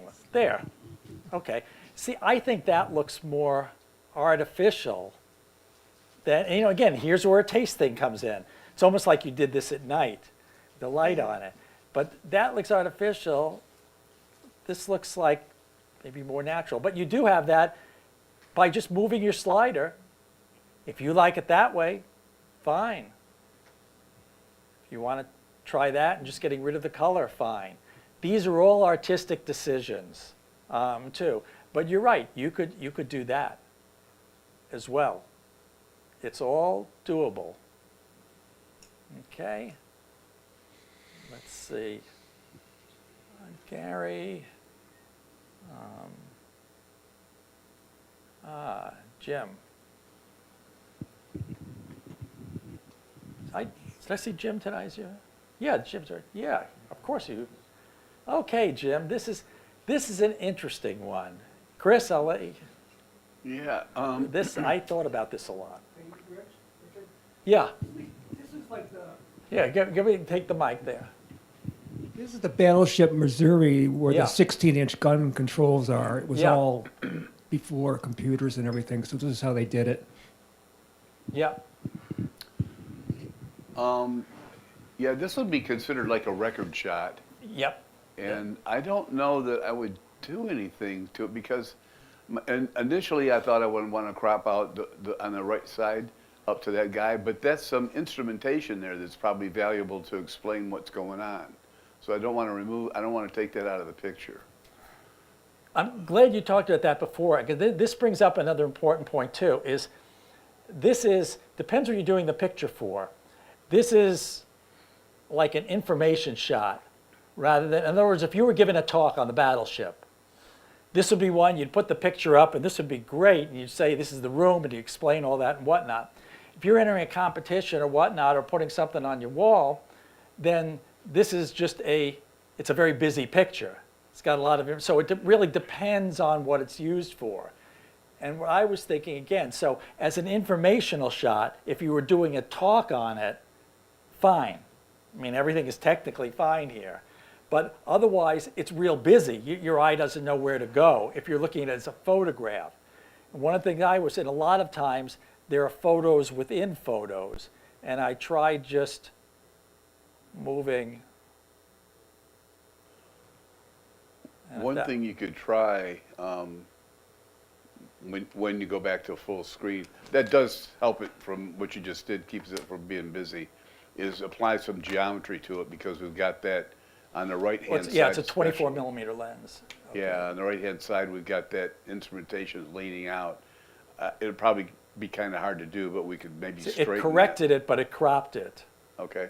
So there's our before because it's a wide angle lens, when we correct the geometry, that does crop it some. Brings up another point. If you're using a wide angle lens, try not to crop too much. Leave yourself space, because when you go back and correct, like here, we corrected nicely in Photoshop, but it tends to crop out a lot of the image, so you might lose some. But if you've left space there when you use a wide angle lens, then it'll come out perfect.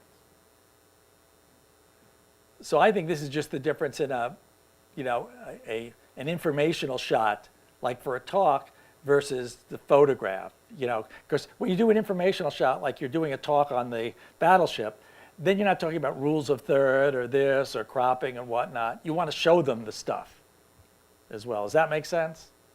Yep. So that. But also, like I said, there's a picture back here that I worked with as well. Okay, let's. Okay. I don't know how you got this shot, but it's really cool. Would you say you just took it? Well, I was at Yellowstone, and these Uh-huh. boys they were playing all over the place. 100 shots.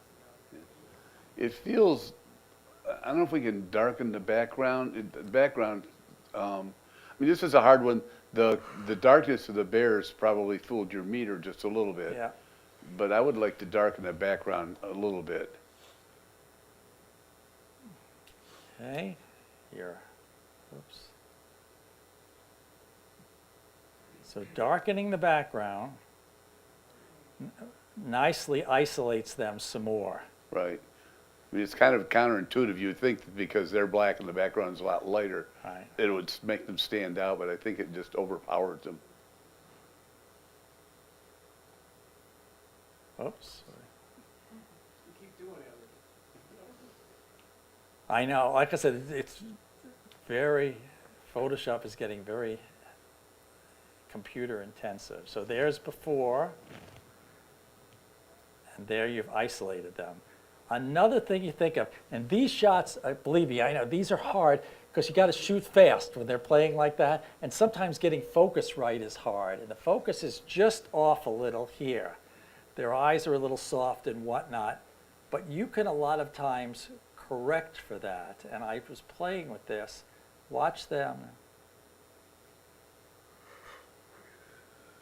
Look at the face now, and then the fur. So we really just, now that face just pops, because now it's in perfect focus. We lost contrast in the rest of the fur. And the rest of the fur, Yeah, you don't have the lights and darks in the fur. let's see. Right, and you could blacken that out. So in other words, you can go, and let me do that then, and these are more in the fine things. I can make a new mask with a brush and choose sharpening, and I can just, let's see, it crashed already, huh? Let me just go out of this. Let me save those changes, come back. Well, that's 32 gigabytes of RAM. This is, but you're right. This is a problem we're going to have to address. Hey, Richard, our tech guys back here just mentioned something. We've still got PowerPoint open. I mean, it might not be a lot. Maybe if you Okay, close I'll shut it. PowerPoint completely, that I would will help. shut it down here. A second. Let me add the. Let's see if I can get through this. Okay, sharpness. Okay, so what I'm going to do is, okay, I've sharpened, Jim, see, just the face on that, so I haven't affected. And there's our before and after for that. Yeah, You have to keep in mind, they were just modeling, they were just, they were models, they were moving quite a bit. no, no, I'm just saying that, it's not so easy to. look, you sound like me. This is not for excuses. This is when you are doing portrait work, the person's just sitting there and whatnot. When you're out doing animals at the zoo, street photography, whatnot, these people are moving. You got to grab something when you can. I got lots of shots like that. It just is. You do it fast, and they're moving, and those kind of things too. So what we're doing here also is how to get around that. There are programs like Topaz Sharpen AI that I have a lot of shots that I shot real quickly and are just a little blurred. And that brings it back to tack sharp focus. So we're using these to show how you can salvage that. Not that you made a mistake taking it. Yeah, And I have all that, I have those Topaz, yeah. I have those Topaz programs, and these pictures I just pulled out of my folders. I didn't really do Yeah, a lot of but work on them. no, I'm not saying. Plus, let me just say this too. These bears are pretty far from me. No, I mean, they I'm weren't like they glad- were 20 feet Oh, away. no, They no, were no, like I'm not saying you 200 did it. yards away. No, I am glad these are out of focus. This is giving us stuff to show. yeah, I'm just saying. If these were, no, I am not, I've got lots of those kind of shots. But the thing is that's why this is a good picture demonstration-wise, because with that, you look at the face of this bear here now. So if it was a little bit soft like that, we were able to fix that. So this helps this picture is a good one to illustrate that. When you do that, you have no control background, you just shoot to try to get the shot. And here, we are able to darken the background. Let me go to the whole before and afterwards. So you have that, and these are just little ways to kind of tune it up in a sense. So no, I think it's good captures. I mean, you can't tell them just to sit there. They're like kids, you know, they're going to move. So good work. Hey, Richard, Yeah. can you pull up that third picture real fast? I just want to see. Oh, my God. That's Maui in a helicopter. Oh, in a helicopter? Whoa. Whoa. And that was shot at, let's see. Oh, I don't have the, I was seeing what speed it was shot at. Interesting. Okay. Very good, Jim. That was- Okay, Joe Miko. Oop.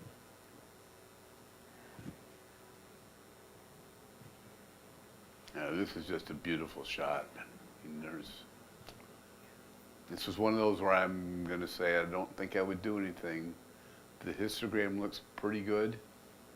It's sharp where he's demonstrating where he wants us to look there at the stamens. Got some nice water drops on it, and it blurs in a nice place, the back part of it. I like it. I agree. We're just nitpicking now. This is a very, very nice image. It's a little bit bright in some of these places, so I just experimented with bringing down the highlights just a little bit. But that's just all. We're nitpicking here. It's a very, very nicely done image. So there's nothing else big I would do about that. The other thing I experimented was playing is let's take the brush. No, I'm not going to eliminate the flower. Don't worry. Let's see.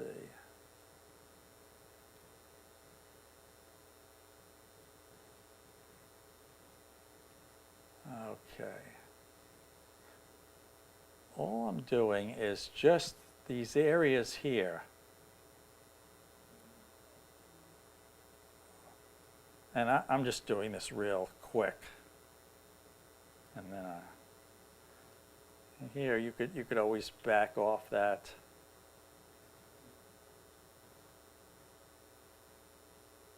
So these are things you could play with, but I think again it looked perfect as it was taken. So I think that's a nice capture. I agree with Chris. There's nothing much I'd really do with that. And same thing. Chris. Now in this one, the only thing is look at the three flowers. And I looked at those, is they just seem to be just really bright to where I can't see any detail in that. And so I tried just to select just the flowers, and add, select object. Okay. Okay, so now I have the three flowers selected and just bringing down the highlights a little. There. So now you see the difference between, it's almost white in a sense, and now we've got the texture back and the color there. Yeah, Jim. Maybe bring up the shadows too. The saturation? The shadows, Bring out the shadows just in general, you mean? just on the flowers. Shadows on the flowers? The ones you selected. Where are there shadows in it, though?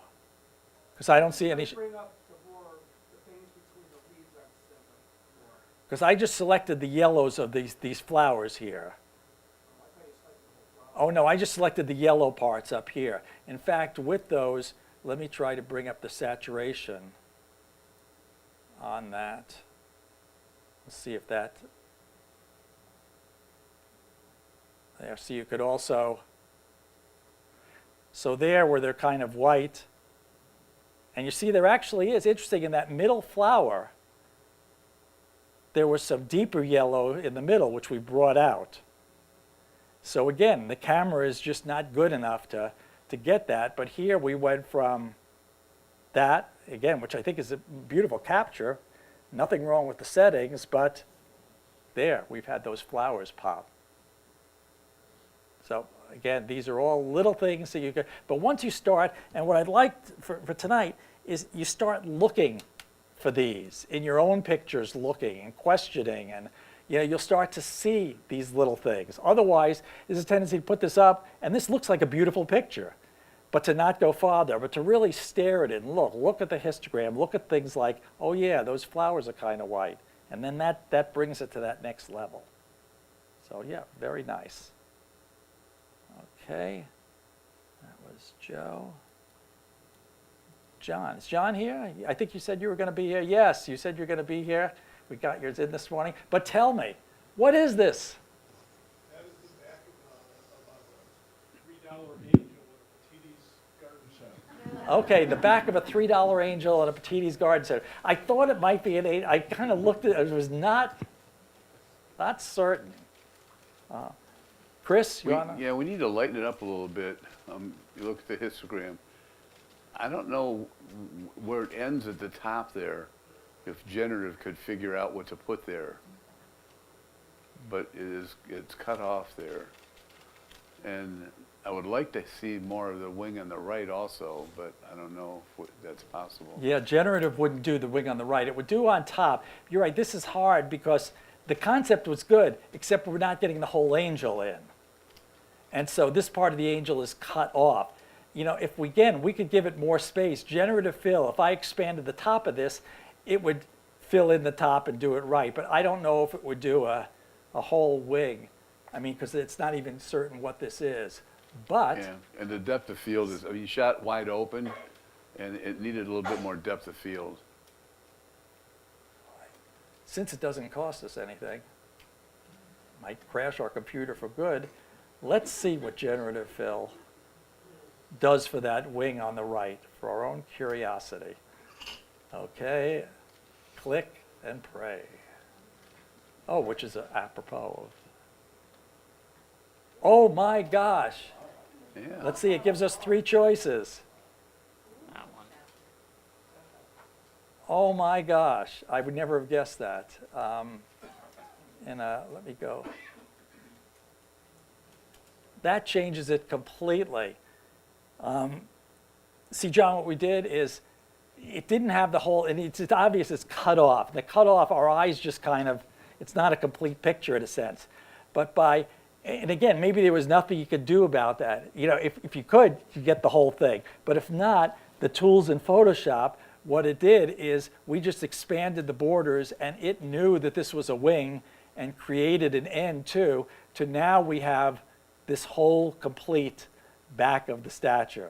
And what we also did is we looked at the histogram, the whites were in pure white, and we just got those up there like that. And I think that's a whole different thing. Yeah, nice. Get the whole wing next time. But if not, don't worry. We got you covered. Okay. I love this one.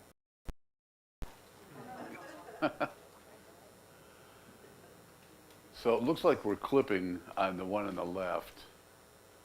Yeah, you can see. The red is areas where it's pure white. So in other words, when it's pure white, sometimes no amount of changes will bring that back. Let's we see. can't- But we we can't can really darken usually, that. yeah, you see it's staying on the nose, it's staying bright white. We could bring a little back. Yeah, probably what happened is that dark area back there, it saw a lot of that, and it over brightened. Right, we could bring down the highlights a little. That's a Yeah. huge shot, you know.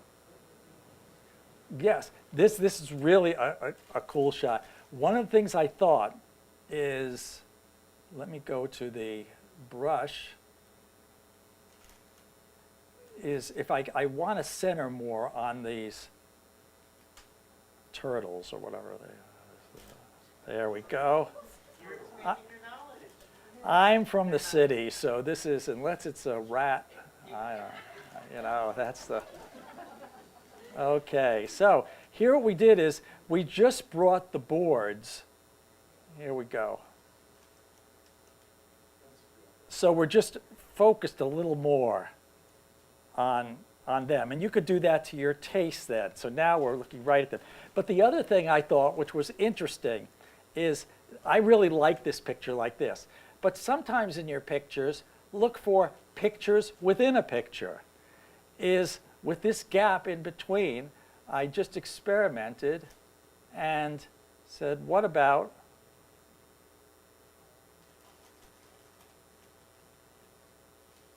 we just have, you know, that in itself could make a beautiful picture as well. So, you know, sometimes look for pictures within a picture. So I think the original was really nicely done.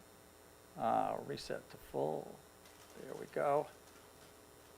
Was really nicely done. The darkening of the boards. And we brought a little more detail. You could see the face, the sides of the animal on the left, the white. We brought a little more texture to it.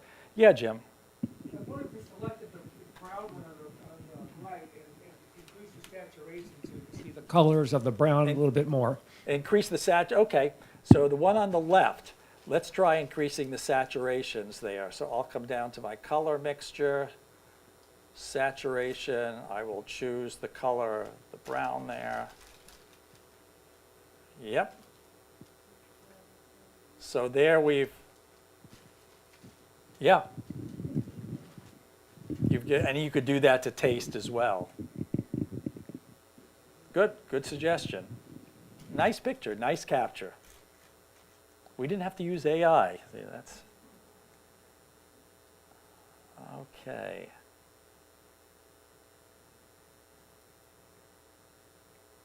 Ken, is Ken here? Yeah. Okay, good. Yep, this was nice. All I could do was nitpick on this. Chris, you got? Yeah, I mean, it's great street capture. I'm not a street photographer, so I don't know how people do this. As soon as I raise the camera to my eye, people back away from me. It's got, you know, it's got really a lot of great things about it. It's got good contrast. It's a great black and white. You always want to look for good contrast with the black and white. And I think we pretty much covered the whites and the blacks in it. And you've got interaction with them.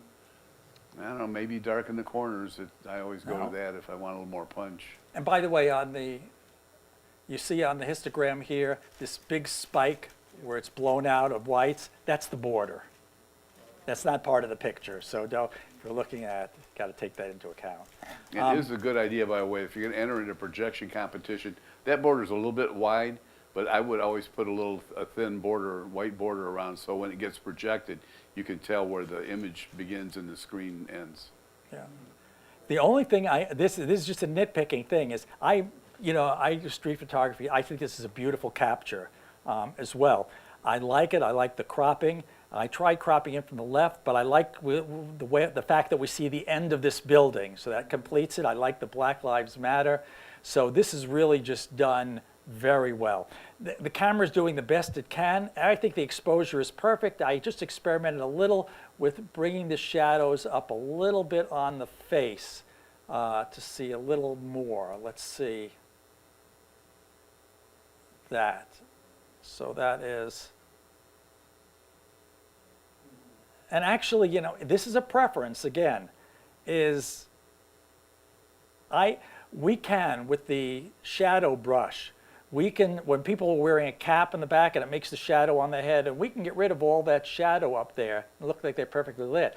The thing is sometimes that doesn't look natural because it looks like they're, you know, if you were out there holding a reflector on them, like in the movies, where you're perfectly lighting everything.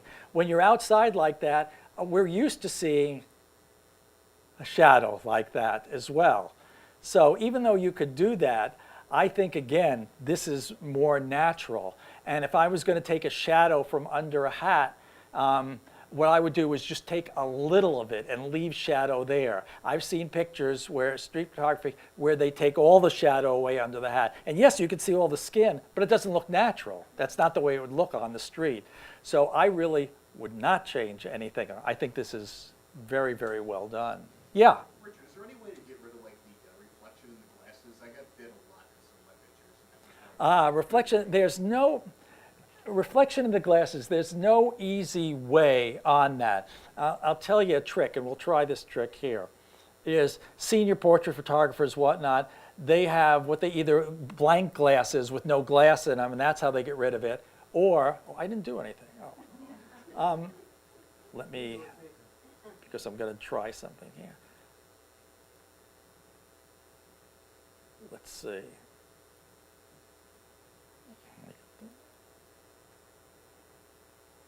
Okay. I don't know So where back it with the is. glasses. So if you're doing portraits of someone, they'll teach you to have the person turn their heads a little bit so you don't see the reflection in it. But if you're stuck on street photography because you can't control any of that with reflections, there's not much you could do. There is a new tool, it's about 6 months old, called reflection. What's it? Yeah, it removes reflections.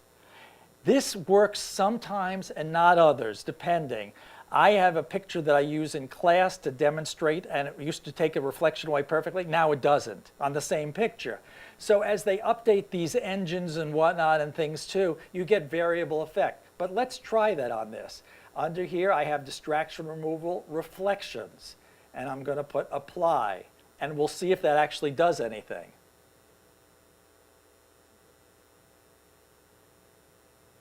It's like the customer service thing. It has me on hold.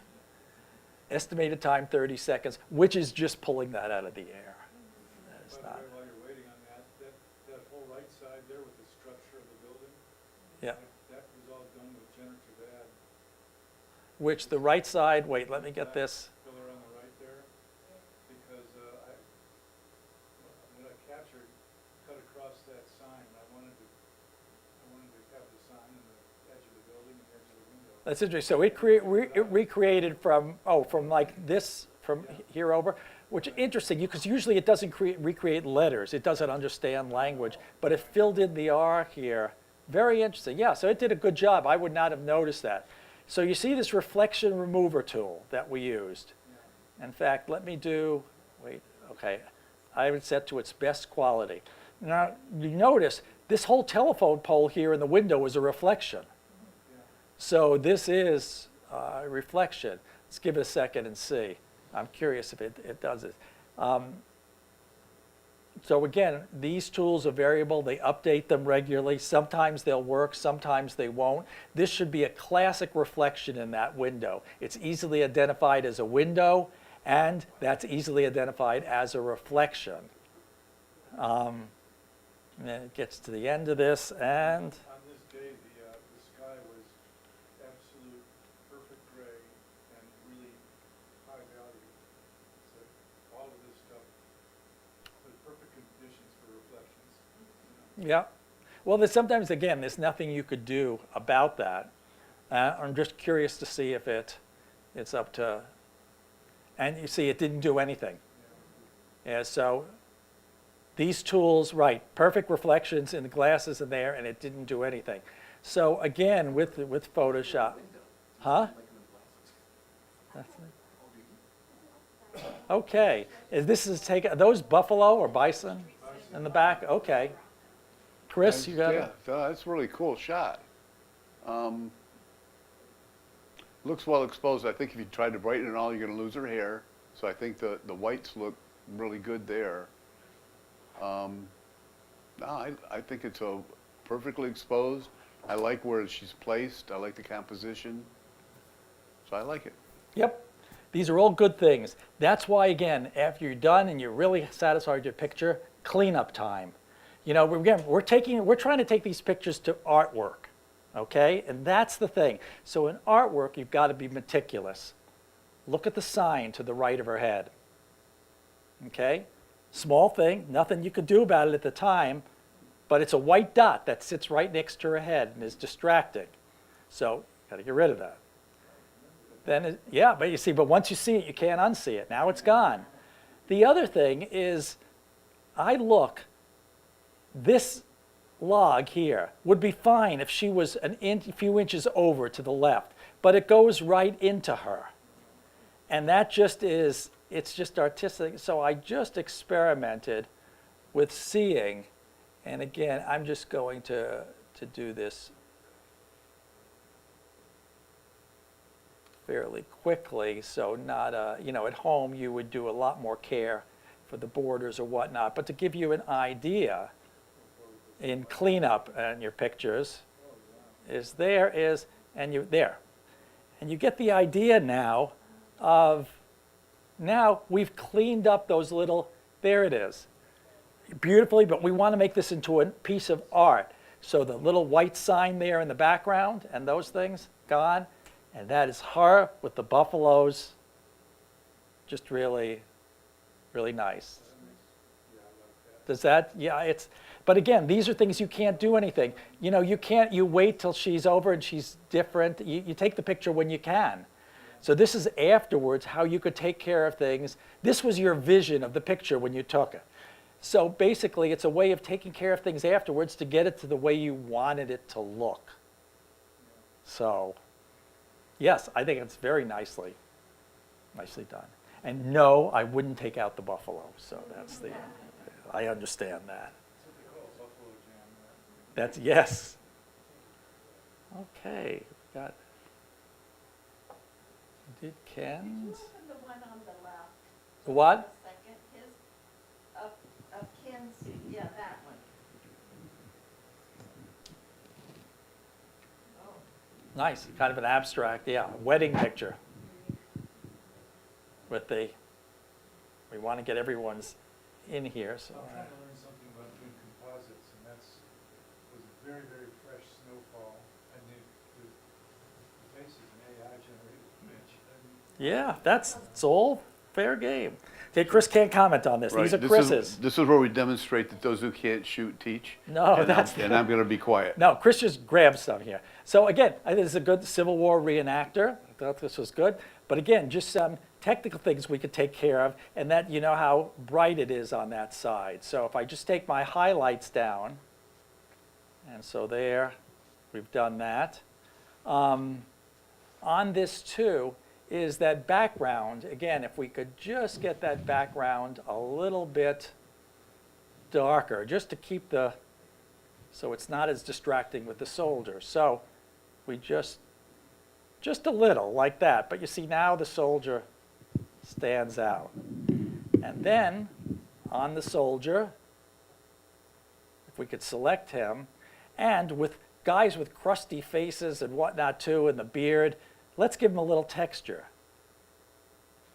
And here's our, and you can see the wrinkles in the skin come out, the beard comes out, the detail on his coat comes out, the hat. So there's two little things. What we've done is we've just darkened the background a tiny bit.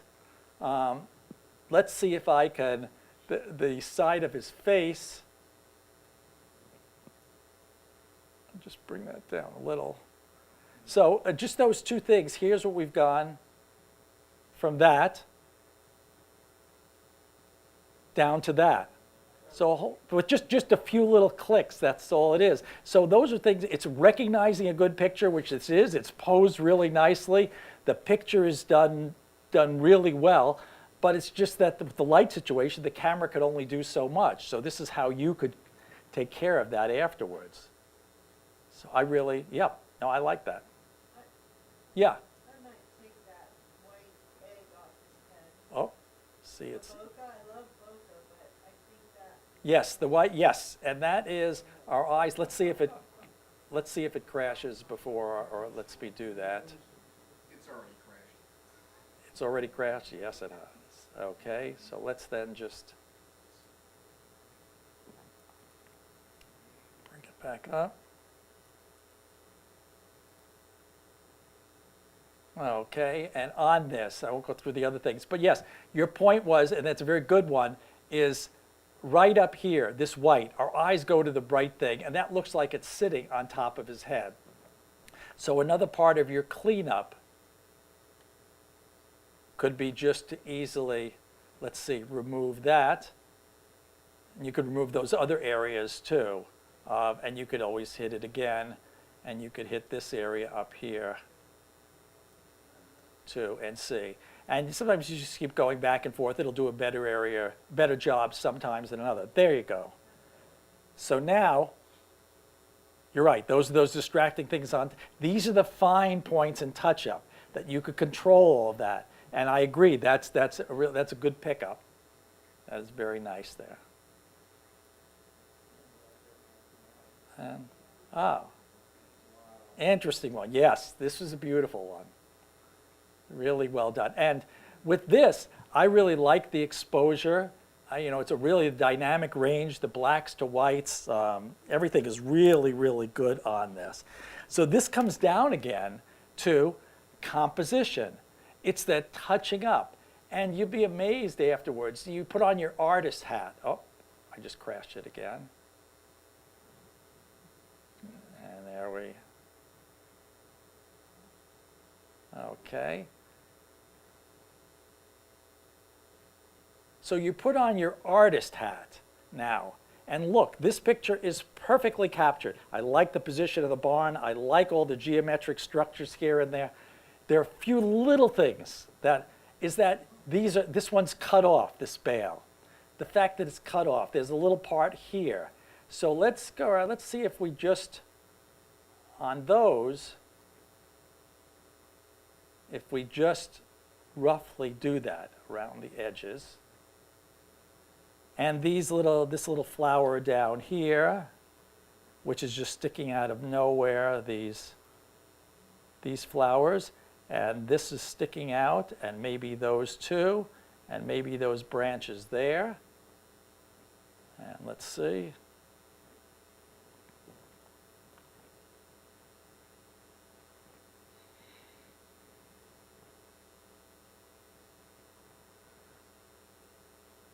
Almost took his border away. And you can see there and there. Let's do that again.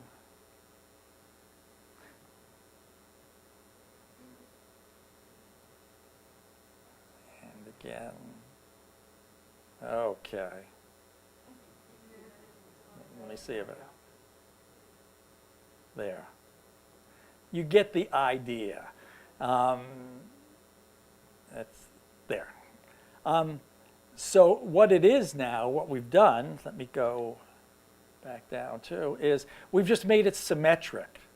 There's nothing cut around the edges, the eye roams, there's nothing really cut off and whatnot. And you could do little, I just did it kind of grossly there to give you the idea, but here is, all right, before, which is fine. This is a beautiful picture. But any little things that you see cut off at the edge, you have that ability to take off. But otherwise, this is kind of nitpicking and touch-up. I think it's a beautiful picture. The scene is good. Everything is good. We could do something to the roof. The roof? It blends in with the sky, like, So let me see. Okay. and then On there's supposed to be a roof there, and it's supposed to be. the roof, let me see if I could do something locally to the roof with the highlights.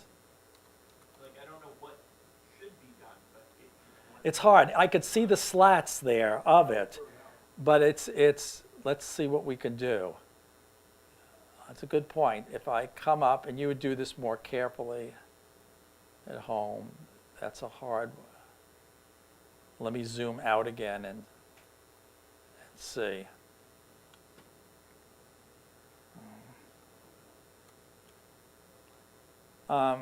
Yeah, if you did it carefully at home,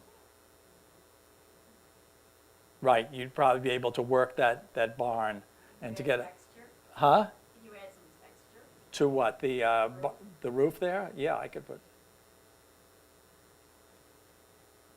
At this distance, it's hard to see. I have 100% texture on it. all it needed was just some contrast from the sky. Yeah, to separate it out from the sky. It need to be perfect or visible like shingles or anything. Right.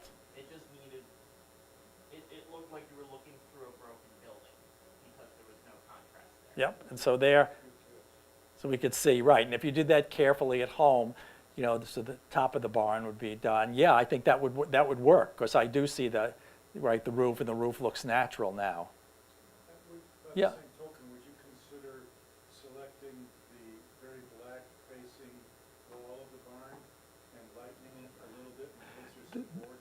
This facing here, see, I think that it's in shadow and it's not black and we could see detail. So we could increase that, but I think there's detail there now. And I would, let's see, if I came down on the shadows, No, there's something there. yeah, there's not much. Yeah, there's not really much there.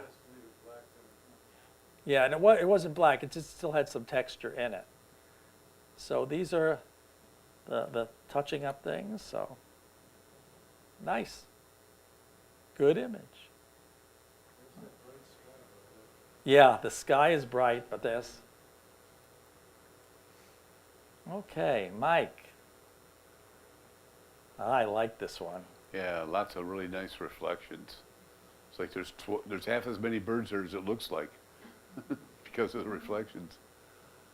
You know, you can play with AI. There's some birds like on the one on the right to get, yeah, he's half cut off, but you know, an image like this, you just can't capture it so that you've got a clean cutoff.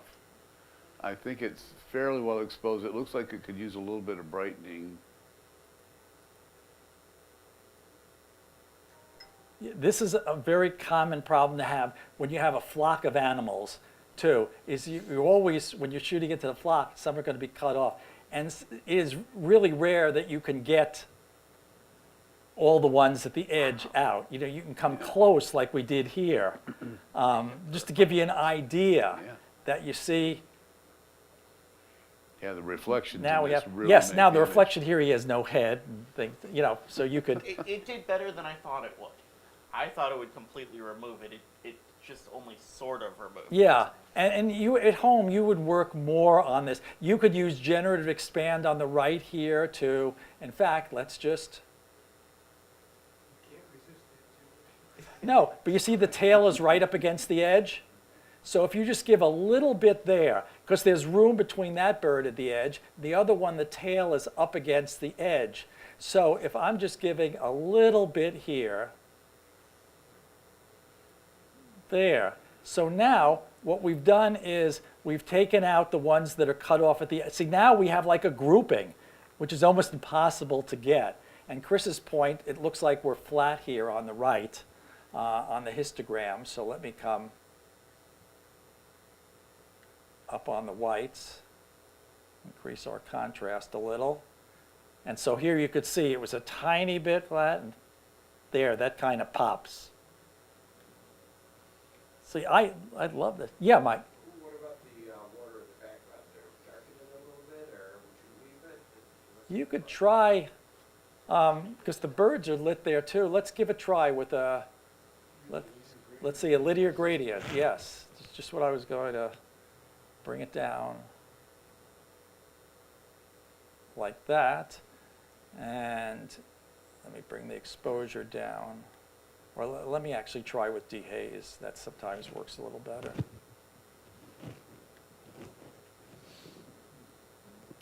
Or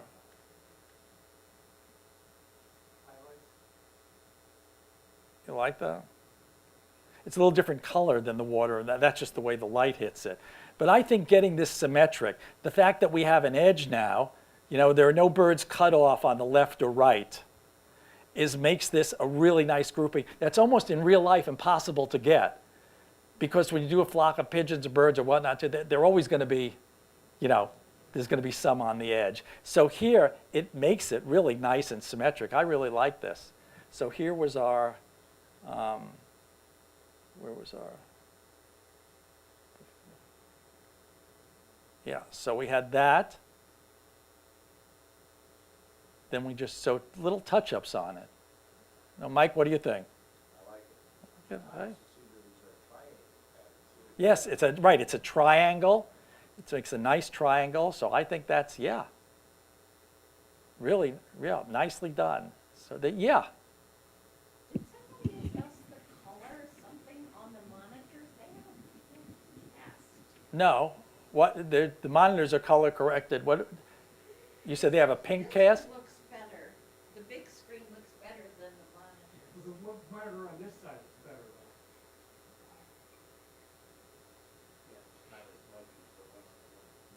Yeah, because they're all coming out of the same feed. Well, okay. But yeah, but again, these kind of things of just at the end, looking at your picture, things on the edge, the border patrol, they call it. That's just go through there, check little things that are cut off, sticking out. It can make all the difference. And here, same thing. But again, the work was in the recognizing this is a good picture. This would be interesting, getting it, the exposure's right, everything's right. And at the end, these are little things that you couldn't take care of at the time.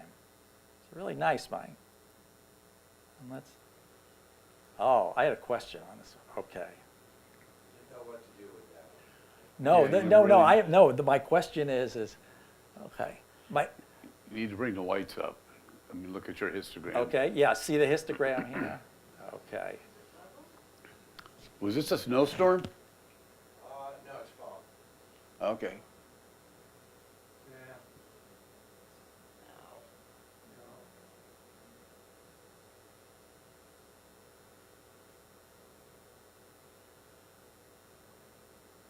Let's see.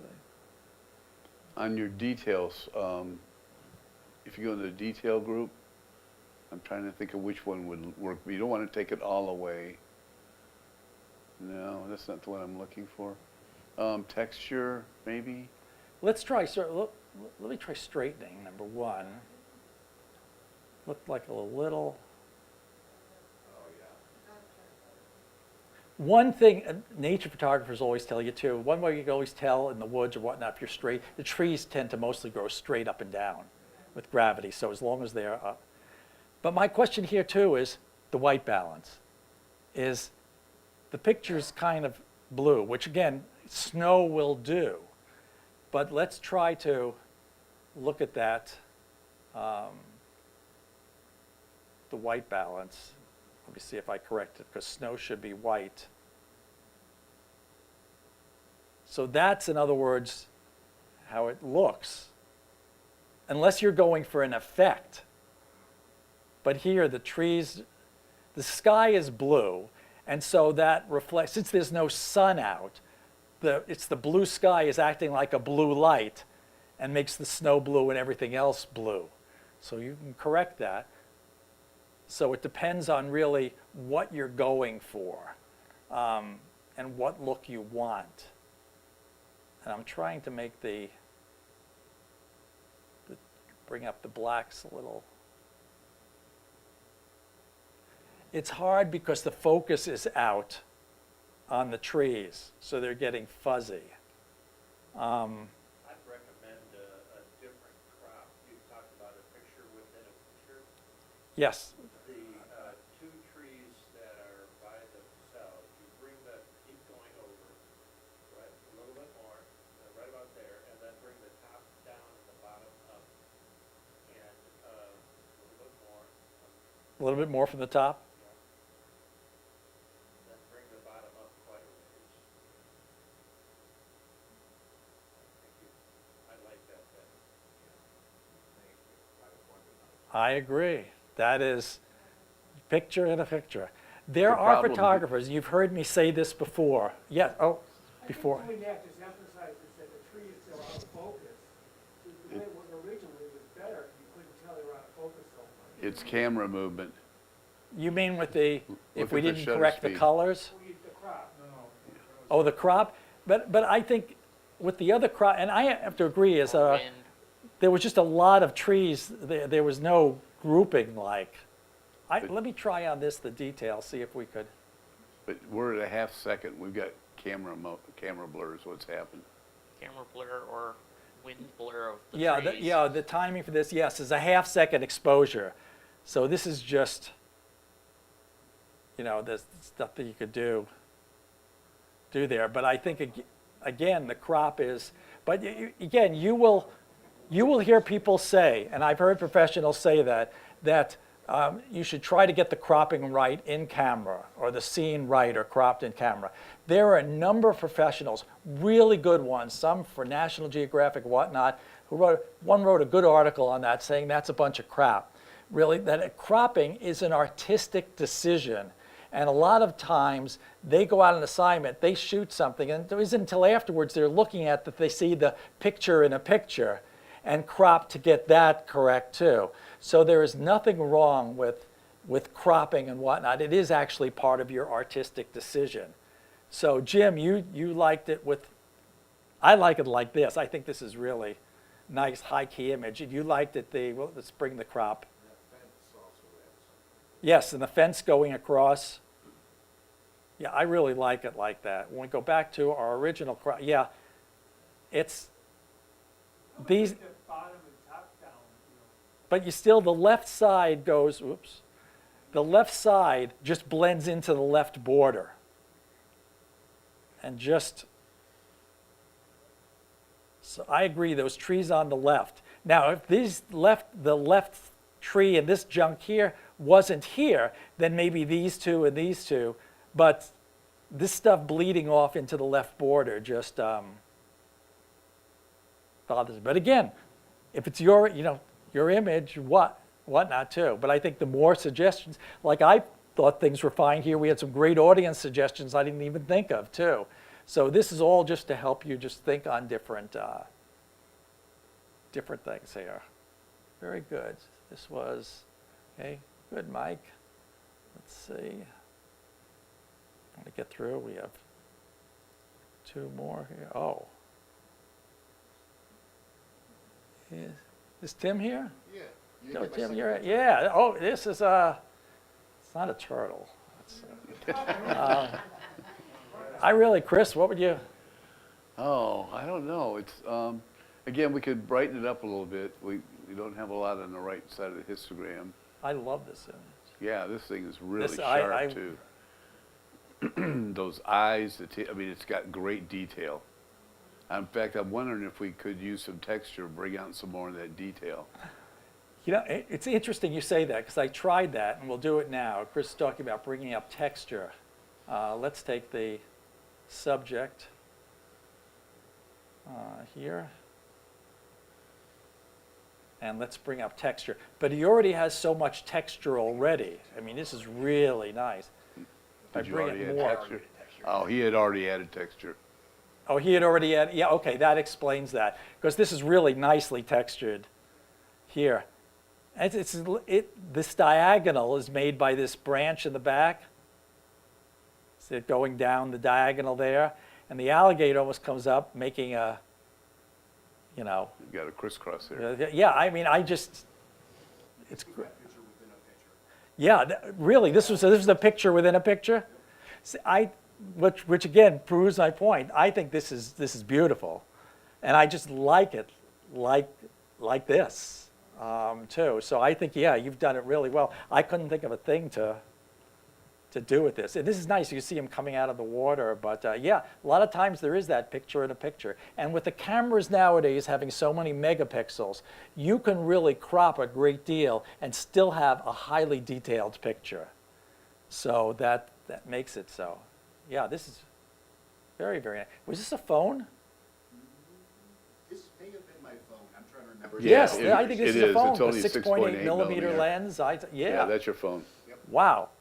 Well, but it goes to show you, phone-wise, this is I couldn't tell this from a, a Nikon camera, so, at this magnification. So really nice. Did my second picture not come through? No, it did not come through. I'm sorry. We'll save it for next time.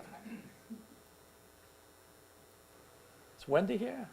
I saw, oh yeah, this is right when we were just talking. Okay, Wendy. Oh, you crashed me already. Wait a second. Don't worry, we're going to make it through this. And we will just get out of that.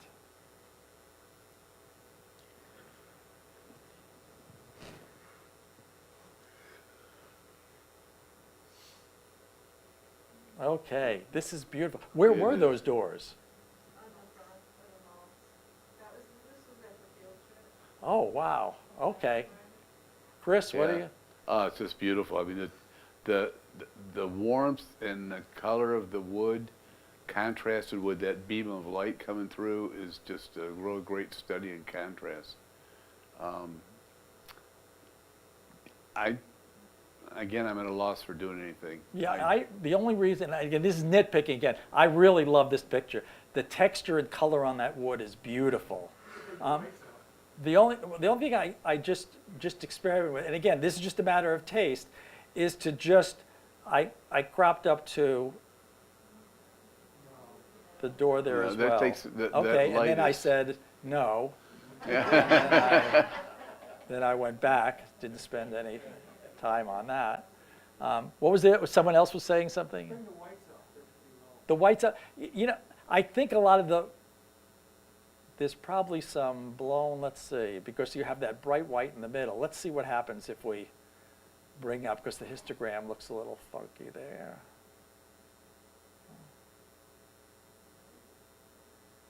You could always, see it's bringing out more in the door, and that's where it can use a bit more, but it's whitening too much in the middle. So let's just see if we just take a brush and I'll just do a, let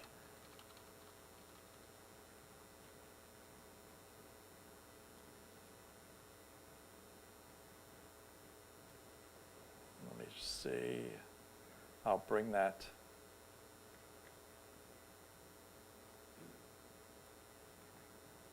It's a Did you geometry correct it? It's not quite level at the top and bottom. Or add more texture? is what Okay, well, okay, two things at once. The geometry, I don't know, geometry looks perfect. Do you think it looks off? I think at the bottom it looks awesome. The bottom? Yeah, the triangles don't, there's more room on the left triangle than the right one.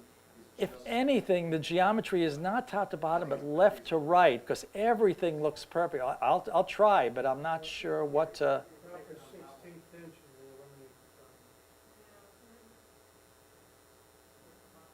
the bottom. at the bottom. Wait, let me do it automatic, see what it does. There, okay. That was its, there's before. Okay, you were right. I used the automatic, and there was a tiny bit, that's before and afterwards. And all we did then is, tiny bit brightened, but again, that's a matter of to taste too. I think it's a beauty. These are just little minor things. The geometry, I think, you're right. I did not pick that up. That was very useful. And how light you have the doors is just a matter of taste. I think it's a beautiful capture, though. Can you go back to the original? Yep, the original is, that's the original. Well, I think it becomes, Yeah. are you focusing more on the doors or the sunlight? Well, that's the maker. Gotta ask Wendy that. That's the, I mean, you're right. What you want, Well, I think when you lighten those doors, Yeah. then they clearly became the subject. and then you're less, that's a good point. So when I lightened the doors, even though they were technically correct then, but that took away from the light and everything, which is really the picture. And I agree with you there, is in this case, your eyes are really drawn to that light coming in there as well. And the doors still look fine to me here. So that's a good case of where you can make everything by the numbers okay, perfect, but that's not the way you want it to look. So I agree with that point. But again, this is a case where, other than the geometry, where you could say, yes, that did make a difference there, and that's a technical thing that should be corrected. Otherwise, all these other things we did are Wendy's decisions. In other words, no, really, because they're artistic ones. They're not a technical. Yeah.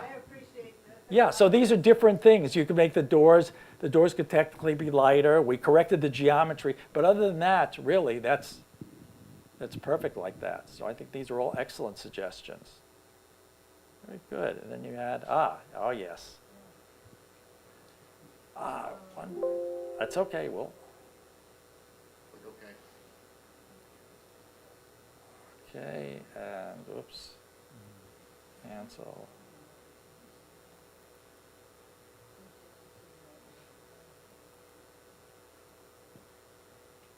Okay. You got somebody peeking out the door that ruined your picture. Yeah, well, that's what I wanted to know. Is that Chris? Is that you? I'm not. At Maltz? I don't know. Well, we went through it, by the way, we went through an evolution in pictures. 10, 15 years ago, there were all kinds of tools and whatnot to get people out of the picture and whatnot, and these ruins your Grand Canyon picture. And now the trend the last 5, 10 years has been to put someone in. It gives scale. It gives something other than that person standing on the edge too. So actually, that is I like the person. So I did take, a person was sitting to the right, and I Yes. did, and it wasn't real clear, so I took that person out. Uh-huh. And there was a sign to the left, and I took that out. Yep. I just didn't know if the person coming out the door was a problem. I Uh, like it. Well, yes, I like the person coming out of the door because it gives it that, the scale and just there's someone in it. And it might be a little harder to take. You could take that person out, but the door is open. And that leaves a little symmetry problem. But geometry. Anytime we turn the camera up, the sensor is not parallel to the building, and you're going to get this keystoning, this distortion that you see on the left and right. There's nothing you could do about it when you take the picture. So what we'll do then is just automatically, we'll correct it in Photoshop. And there you go. But this shows you the example. This shows you why you should leave room when you take a picture that is going to have some distortion and whatnot too. Because if you were right at the edge, when we corrected this, we would have cut off part of the dome. So here is before. Beautiful correction afterwards. Well, yeah, because it's going away from you here. You're right. Here it's falling back like that's an artificial thing from the camera. That is correct proportions. That's closer to how you see it in real life. And on this, exposure-wise, yeah, everything is, I think it's a beautiful image. This is another one that just shows you geometry. It's worth working in post-processing just to be able to correct something like that. Because again, there's no way around it. There's what you have, and it's obviously, this is what you see in the plain dealer all the time. Because that's the way they take it, and you'll see the buildings look like they're almost a pyramid. That's the keystoning effect of turning your camera up, because they don't post-process their images. So for you, it's an easy thing, and it brings it back just to the way you saw it, which is, again, it's a beautiful time of day. It's got that golden look, and I like the person coming out there. So very, very nice. So I think we managed to get them all in. So I hope you enjoyed it. And again, this is just to give you something to think about with your images. And now hopefully with your images, and you look for these little tiny things that you could do, and they just kind of elevated that extra little bit. So again, I hope you enjoyed it. In a few months, we'll do it again. So thank you. Thank you. Hey, the people that won the coffee, come up and get your coffee. I don't want you leaving that with me.